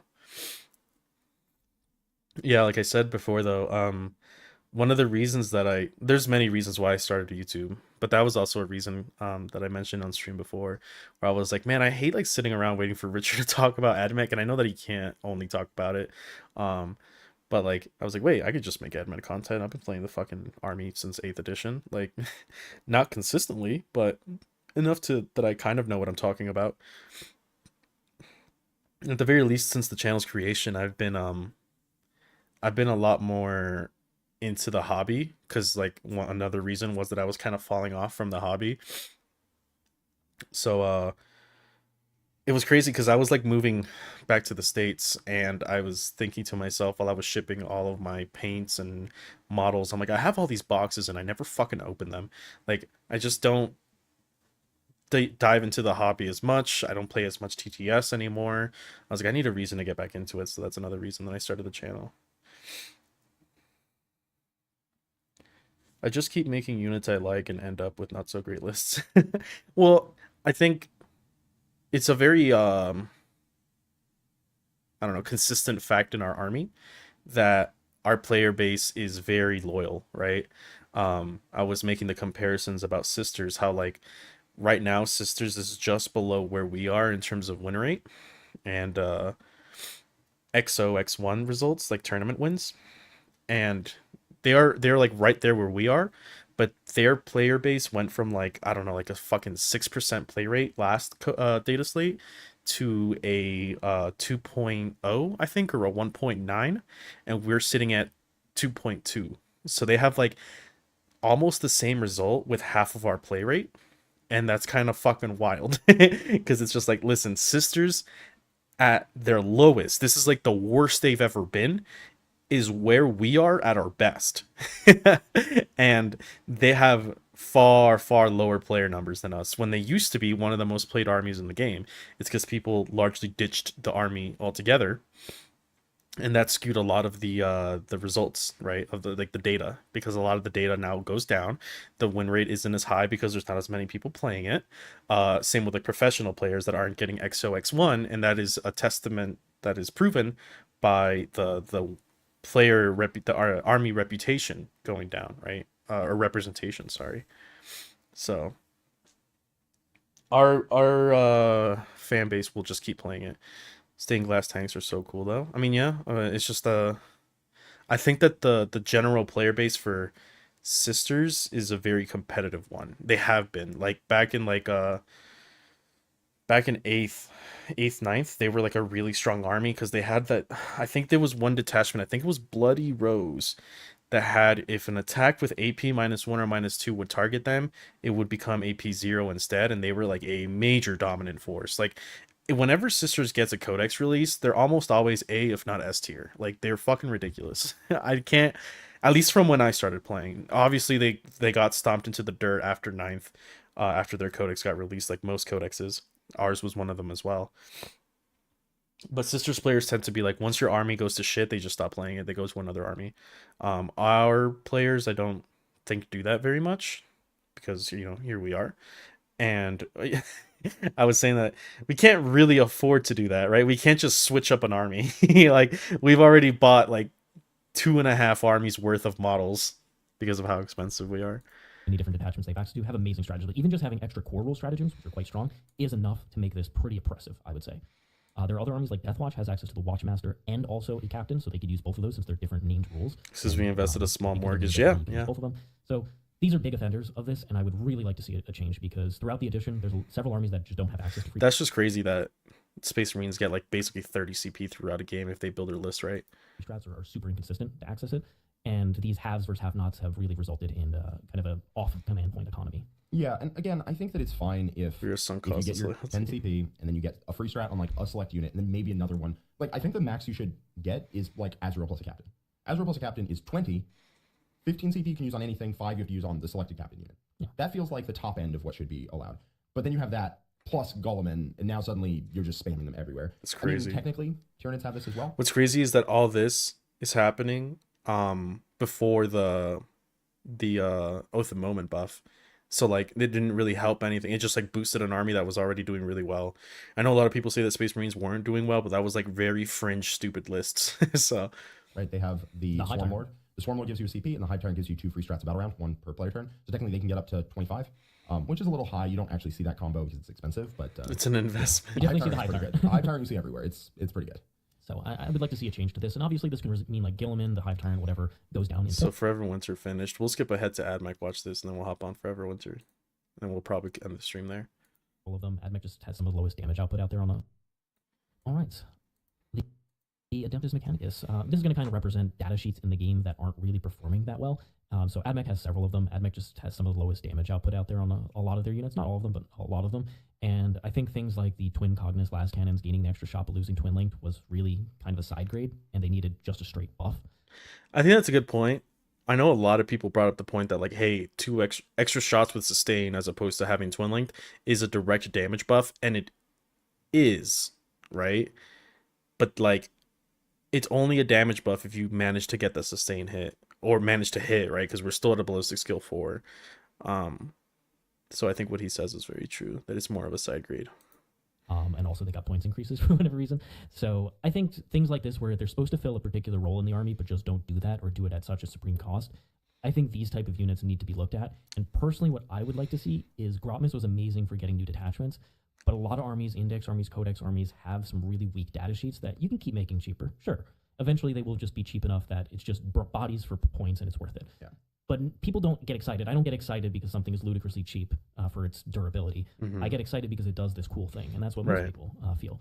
I would rather them do like a Grotmus in the future where they take 1, 2, 3 data sheets from a lot of the different armies and just rewrite its role. Just make it fill a role well. Yeah, it's at its worst, honestly, for codex armies. Yeah. Because once you get a codex, In the past, they've they've done it here, but they haven't done it that much else. Custodes jet bikes, like they've done Custodes it. jet They're bikes more did willing to change. do it, which is important. It's huge. Yeah. As Jack was saying, in previous editions, you get your codex. That's it. Your unit, if it's trash, it's trash. Yep, it's just It yeah, might at get some cheaper, point it might but- get cheap enough. But there are for example, a lot of Custodes data sheets that just are not. They just don't do anything, right? Like a shield captain by himself is like a crazy cost for once a game lethal hits on his unit. Not lethal hits all Jesus. the time. Once a game, you get the second half of the kata. I'm not going to spend for that. Like I don't care. Would you have to be like 80 points for me to want that? And the body? I don't know. And that's just out of whack, right? Like that I think should be changed. There's a lot of data sheets in the game that just don't do things Yeah. generally, and they Yeah. need to be fixed. Check out the worst units in the game tier list. Yeah, Custodes characters will come back up in a future part of this video. I don't know if GW is gonna do that. If they're gonna like do like a Grotmans for detachments. I think this is kind of a spoiler for the next week's video or this week's video. I think that our data sheets getting buffed was a one-time thing. I don't think we're ever gonna see something like we did with the Onager and the Ruststalkers and infiltrators in the army rule again. I really don't. And at the very least, we're not. The thing is that it would require such an overhaul. And the reason that I do like the fact that that happens is that while it's annoying for bookkeeping reasons, it is really good for an argument to have digital rules, right? Like, I would really hope that GW learned from this edition, specifically with our codex, doing these massive rewrites, both with Space Marines, with us, with Custodes. Apparently, Sisters is going to have a massive rewrite, but they're massive buff or nerf, right? I would hope that they would learn that free digital rules is the way forward, right? Like, it really is. Now, it's very easy for them to just say, well, we can continue doing this and also bait you with a codex. Yes, that is a thing that they can do. But I can't imagine that after what's happened this edition that they would it is a good idea to continue to print codexes, right? Like, bar from being a collector's item or like some sort of art book or something like that. It should really not incorporate rules. I think that codex, me personally, as somebody who does not buy codexes, I bought 8th. Oh, excuse me. I bought 8th because I was getting back into the game, or I was learning how to play Warhammer. And I bought 9th because 9th looked really fucking sick. But I did not buy 10th, and I don't think I'm ever gonna buy another codex. And the reason for that is because why? Like, there's just so many ways to get around buying the rules, and you can get free ones. I would as a consumer buy codexes if they were like $40 to $30 and they didn't include rules. If I wasn't like strong armed into having to buy them, especially when there's tools that just show me the game outside of them. Lore and hobby tips, 100%. That's what they should be. They should be like a faction specific, super schnazzy white dwarf, is what they should be. I think more people would buy the codex if they were like half off and they had a little bit more like lore and art expedition exposition dump in them. But I mean, you're paying for rules, right? Nobody likes that. I think it's such a bad idea at this point. But that's the EdMech section there. I don't think we're gonna get data sheet changes. I think, if I remember correctly, was it November? No. The September data slate, the one where we got points cuts for some fucking reason. That one I think also had rules changes. And then they were like, hey, by the way, we know that we said every quarter, but Grossmus is going to have another data slate. Then we got the nerfs, right? To Sisters, we got the nerfs or the buffs to Space Marines. I don't think anything really happened with us. We got our Grossmus attachment. That's about it. But that one was a rules data slate. So by the way that the cycle works, it should be points this time around, and unfortunately points is not going to fix our army. Like, there is nothing that can get low enough to make our army good, if that makes sense, because we just don't need that. You know, like, at most the only thing that will kind of make you justify like points drops is if breachers got cheaper, but I think breachers are like perfectly priced. If anything, they can go down like a smidge, but they are what our army should be priced at. They are very, very strong in comparison to our army, and I think breachers, like, if you're trying to get into the army, are one of the best investments you can do. Like mass breacher breaks, at least 2 of them.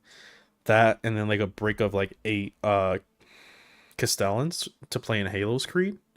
Perfect, right? Because 2 of the 3 enchantments in Halo's Creed benefit both of those units. So like double Doctrinas on Cataphrons is fucking insane.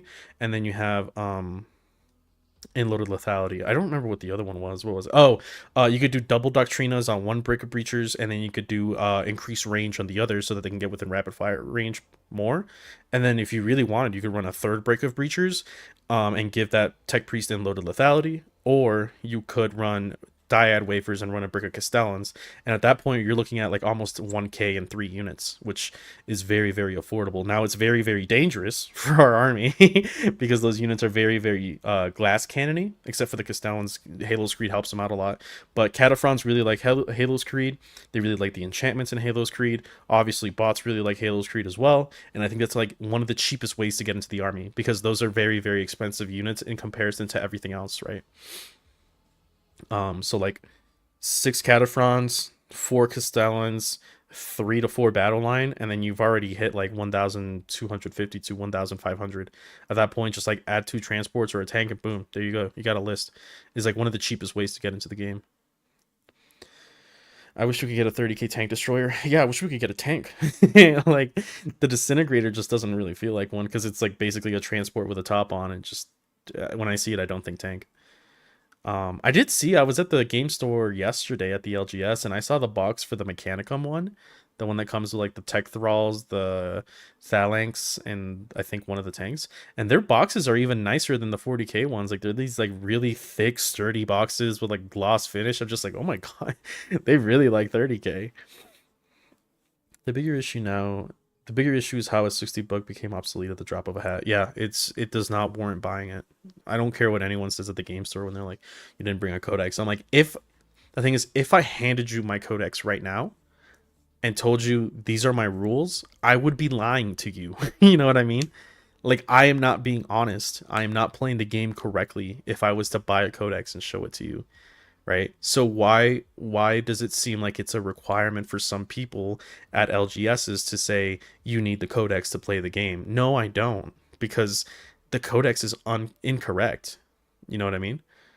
Like half of it is maybe true. No, and I mean like the army rule's obsolete. So nobody wants to build and paint another 30 Scutari. If I have to paint one more block, I think, and it is like I've been putting it off for so long. Like, I finished painting some Cataphrons. I'm starting to paint some Corpuscari. I don't even know if I'm going to use them because they underperformed in my opinion. I'll just fucking finish them and call it a day. I don't know what I'm going to paint next. Probably open up one of the combat patrols that I have. I just use the app on my phone, but I just don't think you should be paying for the Warhammer app either. Like, I don't want to support that, you know? Like I don't know. Because the Warhammer app would be worth it for me if it wasn't for the fact that you still have to buy the codex to get the rules. You know what I mean? Like, that's fucking scuffed. I wish there was an option that was like, hey, I don't know, $10 a month, and you get all of the rules for all of the armies. I would 100% pay for that. But to expect me to buy a subscription to an app and then pay for a codex on top of that? No, you got me fucked up. Just go full tech priest and walk into the game store with a fully macro-enabled Microsoft Excel spreadsheet detailing your list and predicting damage stats. It's funny you say that because in the AdMech Discord there is a comp chat that they love to crunch numbers. They unironically have an Excel sheet that shows you exactly which unit is the best against which stat line. Like, those guys are fucking crazy over there. Like, if you go in that room and you're like, hey, I think Rustdoggers are pretty good against Terminators, they will pull out the spreadsheet and be like, no, this is good here, this is good there. And I'm just like, all right, guys. Free rules and list building. Use new recruit for army building and the rules. 100%, yeah. I guess if you guys aren't aware, I could show you real quick. So, new recruit. So obviously, as we saw, I was using Wahapedia for like core rules and stuff. These guys update like maybe a week after patches come out, like data slates and stuff. This tells you all the data sheets and everything. It's a little bit slower to navigate, so I don't use it that much. This I mostly use for like information when I'm just kind of chilling. When I'm looking at when I'm playing games, I will use 2 websites, which is 39k.pro. You saw me using that one earlier. So for those that use the app, I've explained this quite a bit in past streams, but what this website is a HTML rip of the app. right? So when the app updates, this updates. No, you can't build a list on it, but it does give you the information that it would be updated in an app when it comes to data sheets the day it releases. So all this is like 100% correct, right? And I've done my due diligence. I've looked into it, and this tells you everything. So like, I don't know. We were just talking about Corpuscari, right? Invulnerable save 5 tells you the ranged weapons, tells you their abilities, tells you the unit composition, how many you could take, what they can be taken with. You can be led by these guys, and then these are their keywords. Like everything I need right there, right? And then obviously you have new recruit, which the only thing I don't like about new recruit is like opening these up, especially because I use a tablet when I'm playing. And like sometimes opening these up is it's a little bit too consolidated. It's a little bit too small. It's just like not like nice. Now you could go out here and like, you know, export this into pretty, but I still don't think this looks very good in my opinion. I that is one thing that Battlescribe has over them in my opinion. I like Battlescribe's UI a little bit better because I don't need like all this, right? But that's why I use 39k.pro because I like this a lot better. It's like bracketed. It's a lot more separated than something kind of like this. But I mean, you could do this, right? This is another thing you could do. You could print this out. You could run it on a tablet like I do.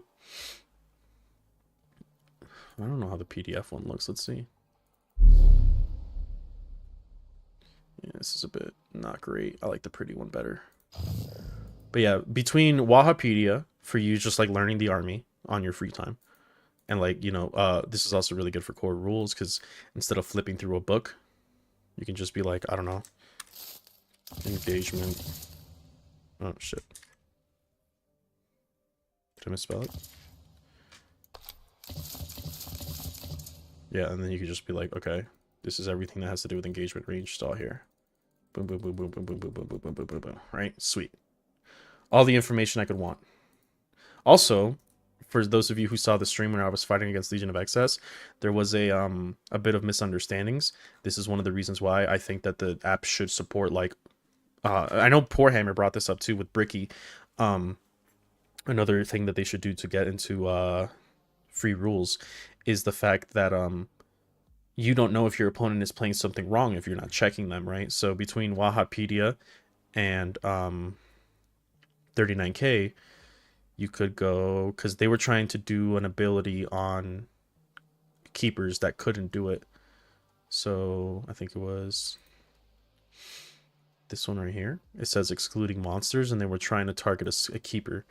And I just took him at their word. I was like, okay. And then I looked it up because I wasn't certain. I looked it up here, actually. Where is it? Legion of Excess. Thieves of Pain. Excluding monsters. See? Now, with the Warhammer app, you wouldn't know that because, to the best of my knowledge, you don't have access to their rules unless you have their codex. So, this encourages more honest play, I think. Not that people are out here trying to be douchebags about it, but, you know, some people look over things wrong. So, it's a good way to keep them in check. So, yeah. But enough of that. I do want to try out this Forever Winter game. Or probably play it for like an hour and then I have to go to bed. Let me bring it up. Yeah, thank you for bringing up the fact that I got updated. I was not tracking, and now that I am, I'm going to windmill slam this game. I wonder how it runs with the new setup too. I wonder if like CPU was a problem I had. I don't think it was, but there we go.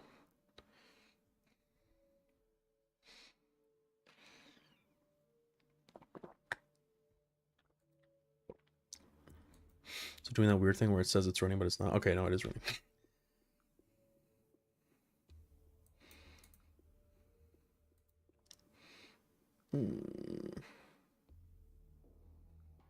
So not picking up for everyone's turn.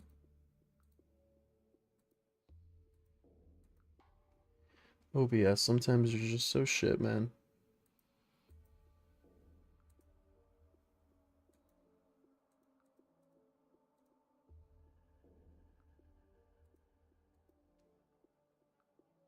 Hear my computer fucking revving up to try to run this game.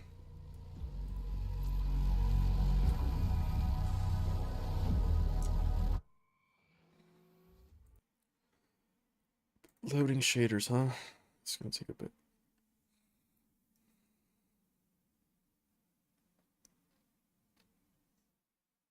But yeah, I would encourage you guys to explore other avenues that it's not like I'm trying to be some like fucking edgy like, oh, boycott GW, yada yada yada, fuck them. I mean, in a very loose sense, yes. It's just that I personally don't feel like rewarding poor business practice like that.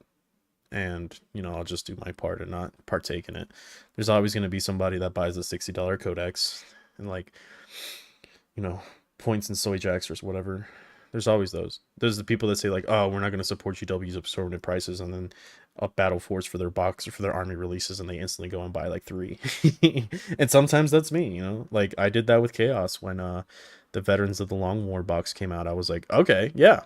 You know? Good product. I'll support it. But the whole rules thing, it's inexcusable, you know?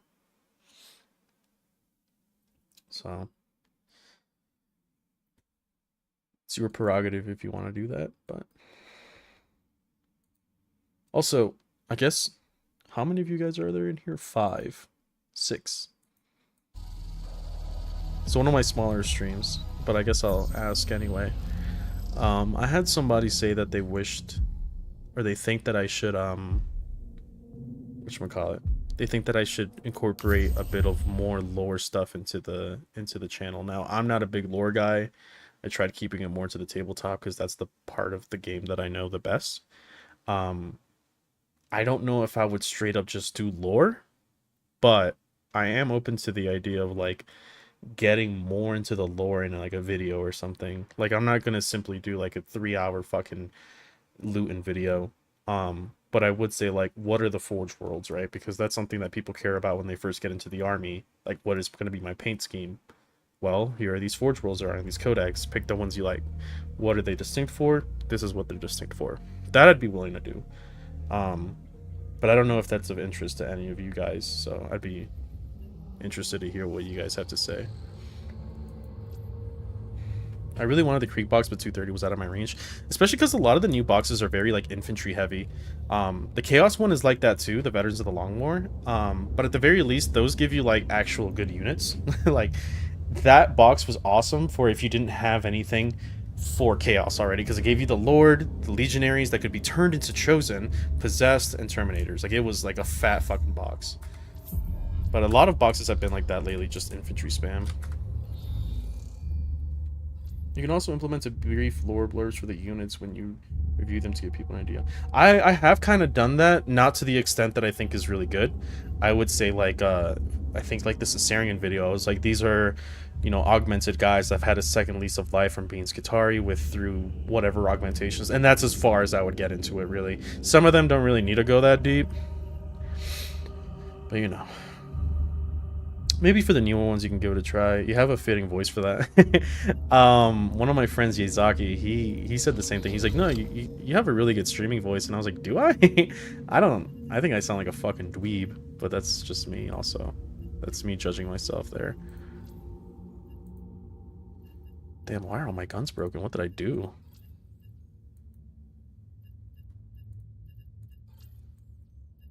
The saw is totally available. Alright. I'm gonna take a gun that I'm not too afraid of losing. Probably the AK. This gun's pretty easy to replace. Let's go 1, and then shotgun. No, let's go with a small arm. Let's go with the Spectre. 2. Consumables.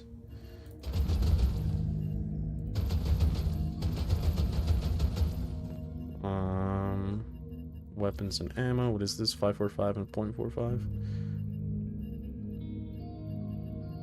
545, 545. Here we go. I do not have a lot of ammo.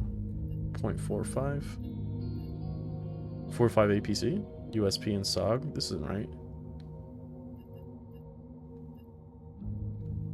Oh, maybe this is right. Oh, it is right. Okay. Okay. What was it called? Underground 7 Stairway Gate. Okay. I think my quest was just to kill, like, yeah. I'd watch a video on Forge Worlds. I don't know much about anything. I just picked the army because I like the guys. Making my guys green cam because I like the Rangers. I mean, yeah, that's kind of how I saw Rangers. I was like, those guys look cool as shit. And that's kind of why I picked the army. And then the lore kind of followed that. Like I said, I might look into it. I'm not much of a lore head. I don't really feel like I need to speak on it, especially with all the channels there is. Let's pray to the machine god first. This is a machine god in this world. But yeah, I feel like there's plenty of people out there already doing it. I don't see what I would really add to the conversation besides, you know, just being the AdMech guy, so to speak. So, Forge Rules would be helpful to give people an idea on what color schemes they can paint their army in. That, I mean, that's true, and the reason I say that is because I was like that. When I first started, I really wanted to paint Metallica. And I remember like being stuck between Metallica and Stygies, and it was for like a long time. Like I got like what's it called? Like something anxiety in a way. It's kind of like when you freeze on a decision. And like I just decided to go with Mars because I like Wrath of Mars the most, and I was at the time people were real big sticklers about you know, what color scheme your army was and for what. You know, because otherwise they're like, oh, your army's not Mars, you can't use Wrath of Mars. And I'm like, dog, come on now. Yeah, 37 waters, man. I haven't played this game in like a month. Still good. People complain about way too much shit. To be frank, I think AdMech Rules is a really good niche you've got. Yeah, I mean, like, it's only adding on top of it. It's more content, you know. At some point, I'm going to run out of things to say when it comes to the tabletop, at least for our army, which either means expand into another army while still keeping AdMech in the back, or, you know, talk about something else. So I'm not opposed to it.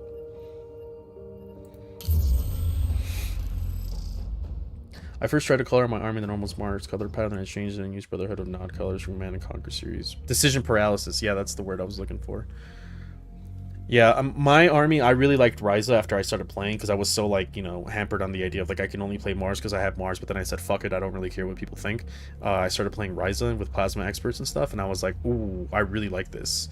So my army is, like, Mars red, but then it has like a gradient of orange to it at the bottom of like their robes or something to be kind of like a red into orange gradient to show like a little bit of Ryza there. Fucking love Command and Conquer. We were talking about it a couple of streams ago, I think. Oh man. All right, let's see this place.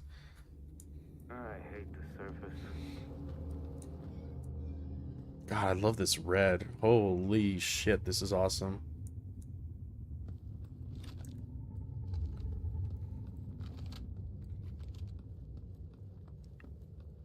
I have to let Keto know. I don't know if she's tracking. Because they're the ones that got me into Forever Winter after seeing their art so much. There's already people up here. This is a weird slant. Am I gonna fall through? Wow, look at that, man. Holy crap. Oh shit.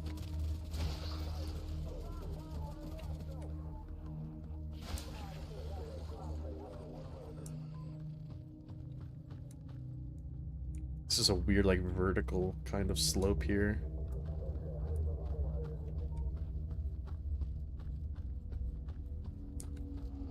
It's giving, like, Burning Conclave mixed with, like, mech trenches.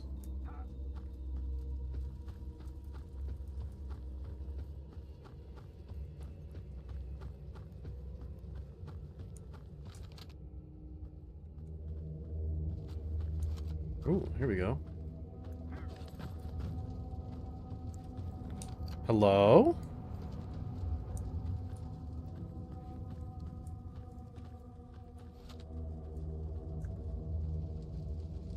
Okay. What's that? Gotcha box? Yeah.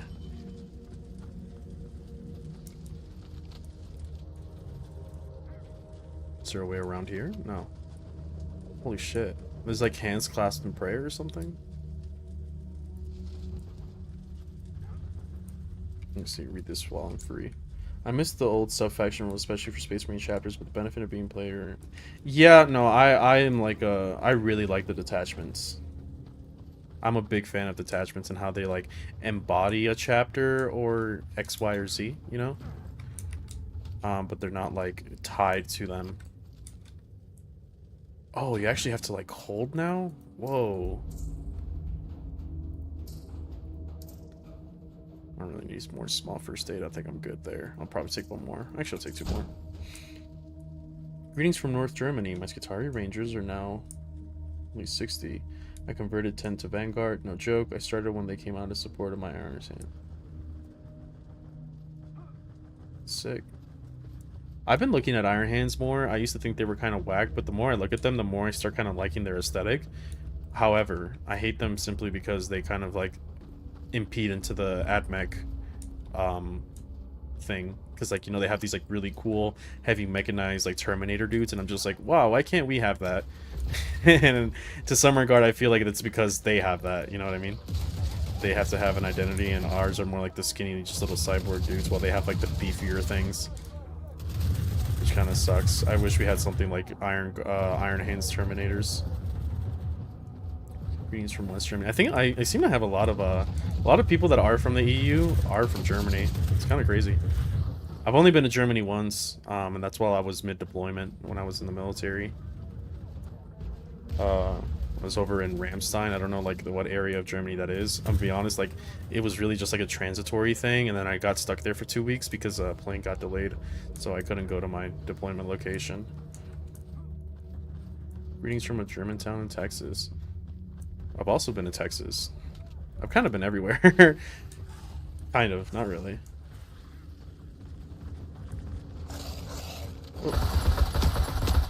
Well, the audio sounds off. What the heck? It sounds like really far away. It wasn't just me, right? Oh, they just walked away. I hear more up here. That is so cool, dude. Holy shit. Yeah, the audio sounds weird. Maybe there's an audio bug.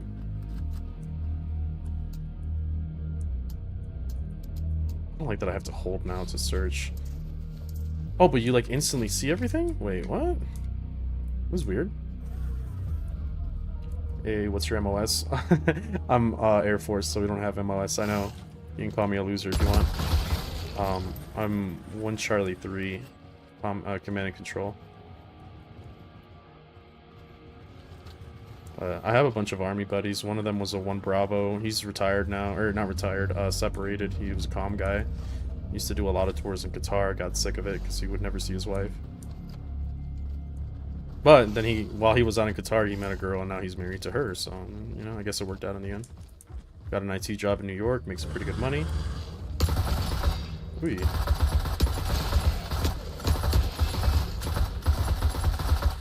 Where the fuck are you going? Maybe it's because my gun is silenced? That it sounds weird? I love this song. This is the Burning Enclave song. I think it's called like Scorched Earth. I use it in some of my videos if you've paid attention. Research this one. Hey, Air Force guys are smarter, same bit.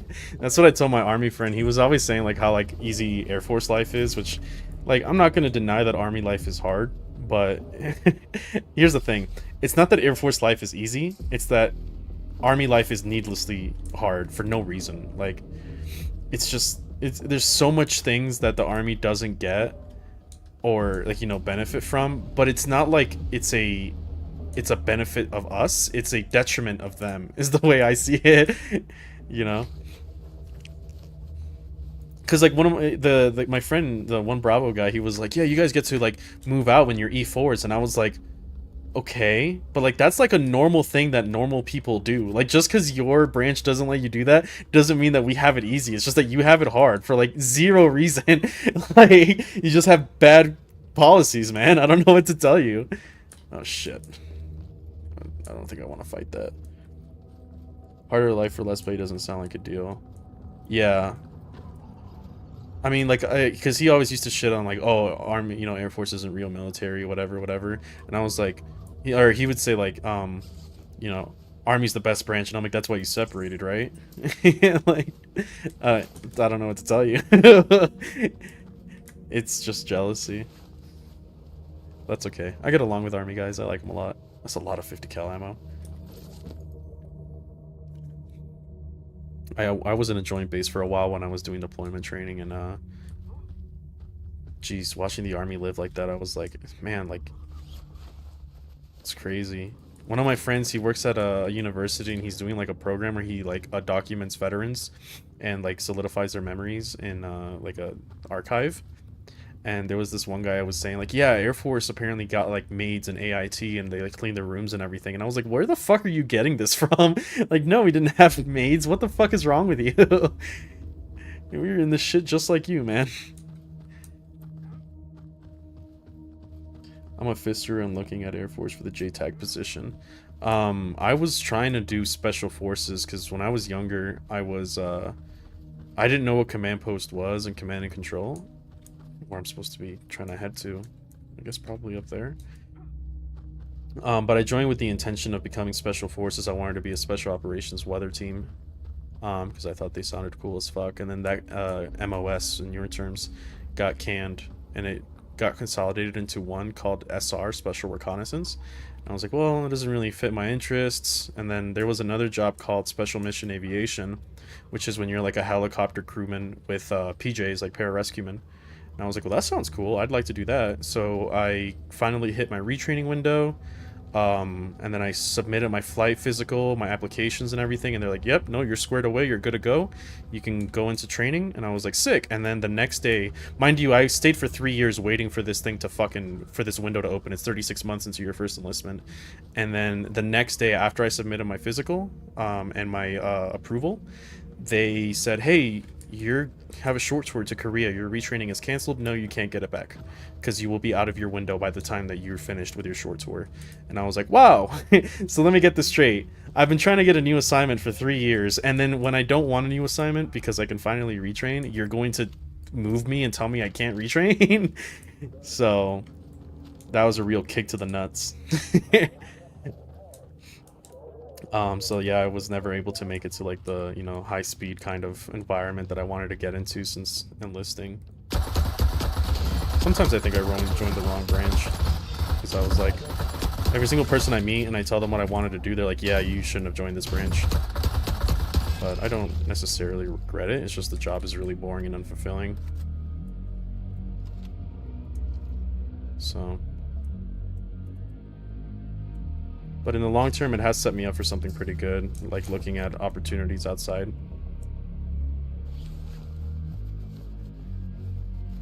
But yeah, that's how I went from wanting to join Special Forces to letting myself go. Because I was like really into fitness back in the day. I was trying to compete in physique bodybuilding. I was like, yeah, by 2025, I'm going to be fucking ready to perform on stage. And then once I went to Korea, I lived that Korean life of like drinking and partying all the time, and then I just lost all motivation to be that kind of like super crazy fucking fit guy or whatever. I still like working out and stuff. I still like lift a lot, but it's not to the degree where I was like doing suicide cuts and stuff like that. I had the same plans. All I was able to get was airborne. Wanted to try ranger bad, but they wouldn't send me. I wanted to be a ranger for a very long time. I told myself, because the Air Force has a Ranger school is seen as PME, so you could get like a permissive TDY to go to Ranger school and get a Ranger tab, even though you're in the Air Force. And I wanted to do that. I also wanted to be a SEER instructor. I had a guy in Korea that I met during a joint assignment, and he was trying to get me into SEER with him. He was already a SEER guy, but it didn't pan out because they were like, you're not within retraining. Your career field is critically manned, so you can't leave. And I was like, well, it seems like I'm basically stuck here, so... I guess I just have to keep going forward this way. This map looks fucking incredible, man.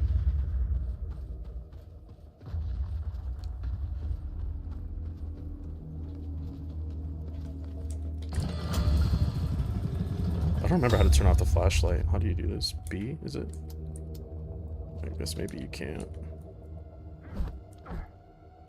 Okay.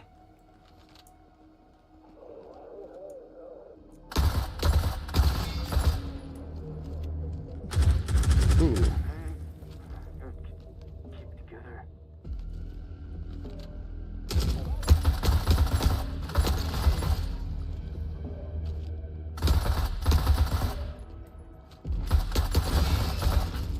can't see that guy.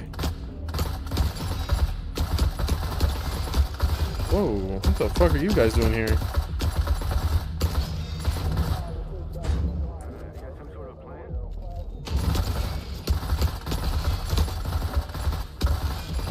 Christ almighty, fuck.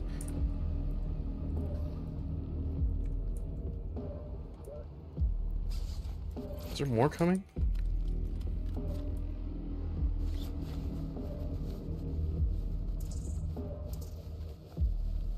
Hunter killers are coming? Bro. I need AK ammo, like, really bad.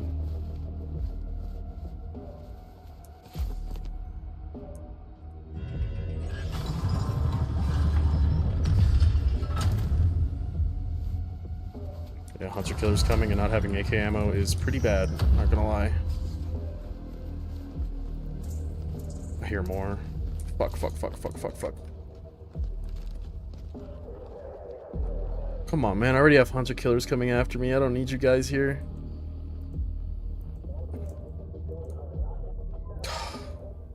Don't come in here, please.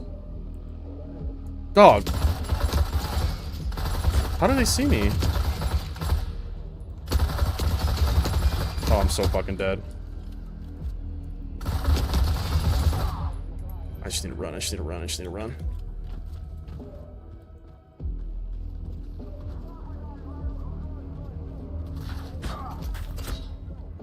Thank you, Backpack, for reflecting. They just keep coming. Yeah, for real. I guess I should have just gone around here anyway after the first... Oh my god, how? How do they know I'm here? I'm fucking dead, yeah. Are you sure they fixed the detection system, Lex? Jesus. I guess they were drawn on my fire. I don't think that... No, that gun was silenced. Hmm.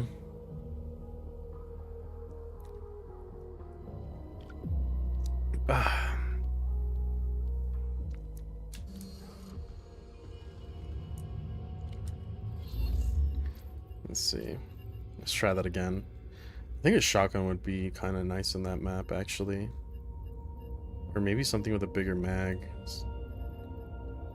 Let's try RPK.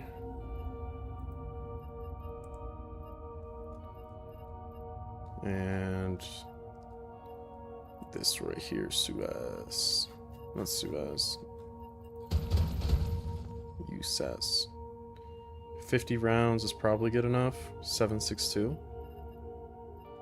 There we go.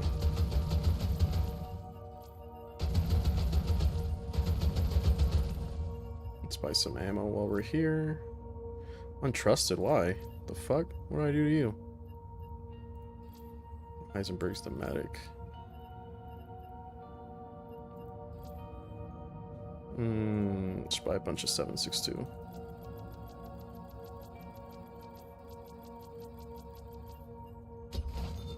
.545.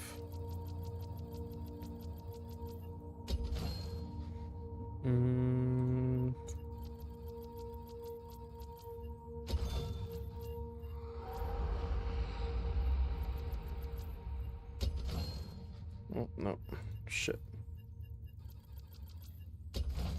Well, these are off cooldown. 545. We're 7.62.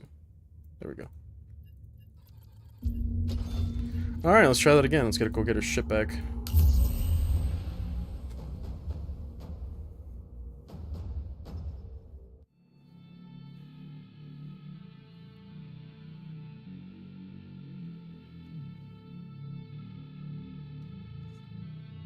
Oh, what time is it? Shit. Oh, wow, it's almost midnight. I'm gonna have to sleep soon. Is this PvP or PvE? It is PvE. Entirely PvE. You could get teammates with you, like co-op, but I like the solo experience.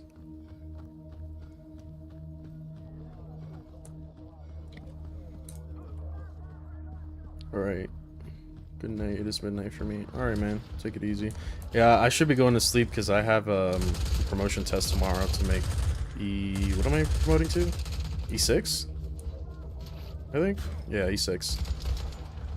And I'm probably not going to pass because I haven't studied. I kind of don't care. That's why I need to get off here in a bit as well. What time zone am I in? Central.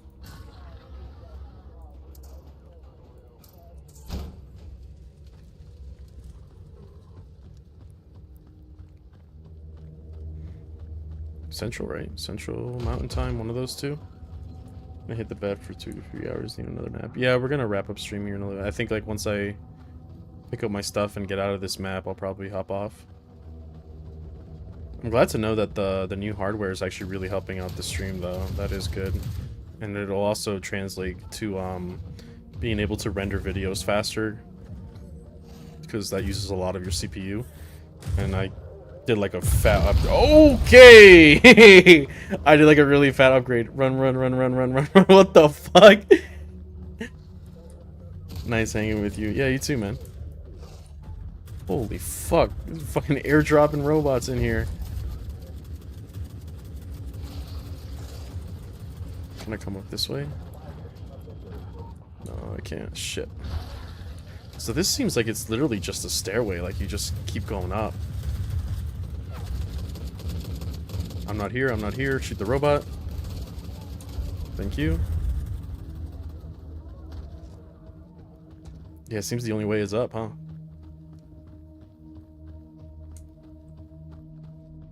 Just one fight upward.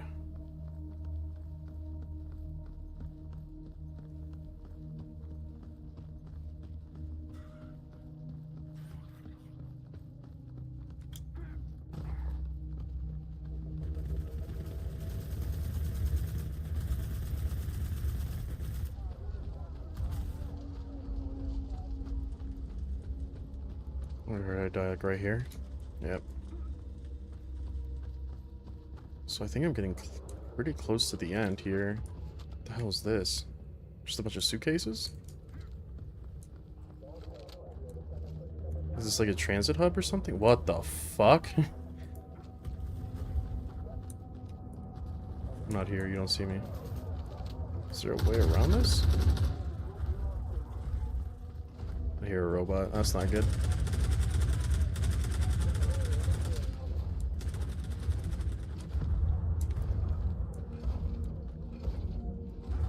Holy shit, that's like a... That's the big mech, the heavy Orga mech, right? Or the Eurasian mech? Squeeze one in here?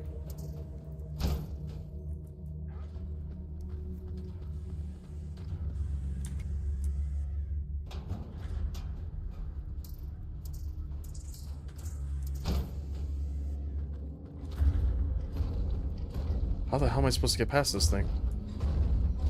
Okay, I guess just like this, actually. Oh, that was easy enough. Wait, I'm not supposed to be in here. Am I? Uh-oh, I made a mistake. Is that gonna close or something? Why is it making that noise?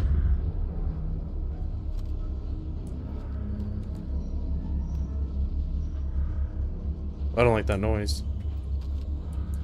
There's nothing over here, right? Yeah, this isn't an extraction point. Okay.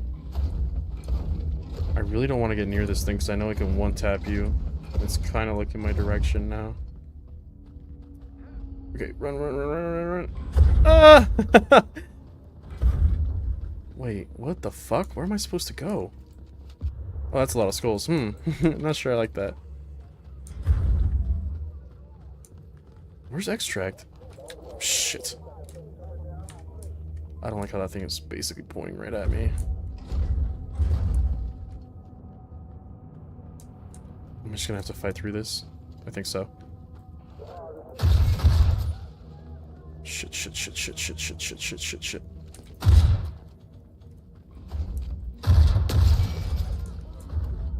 Okay, extract's over there.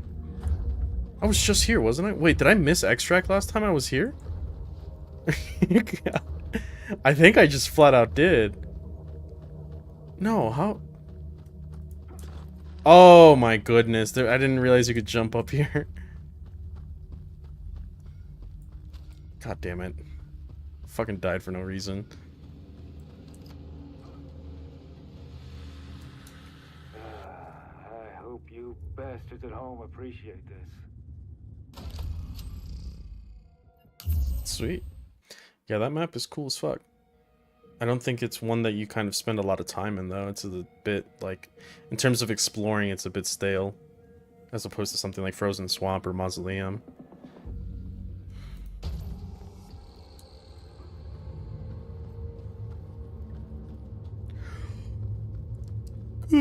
Shit. Do you have enough cigarettes? Yeah, you do. Sure, 17 sphere case sounds this thing.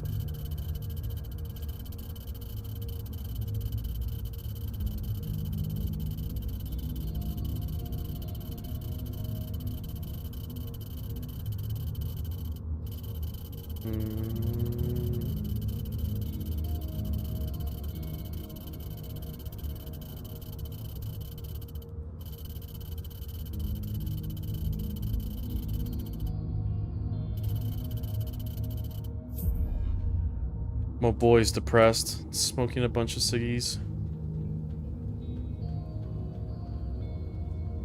I don't think there's anything I can convert. Alright, we'll call it there.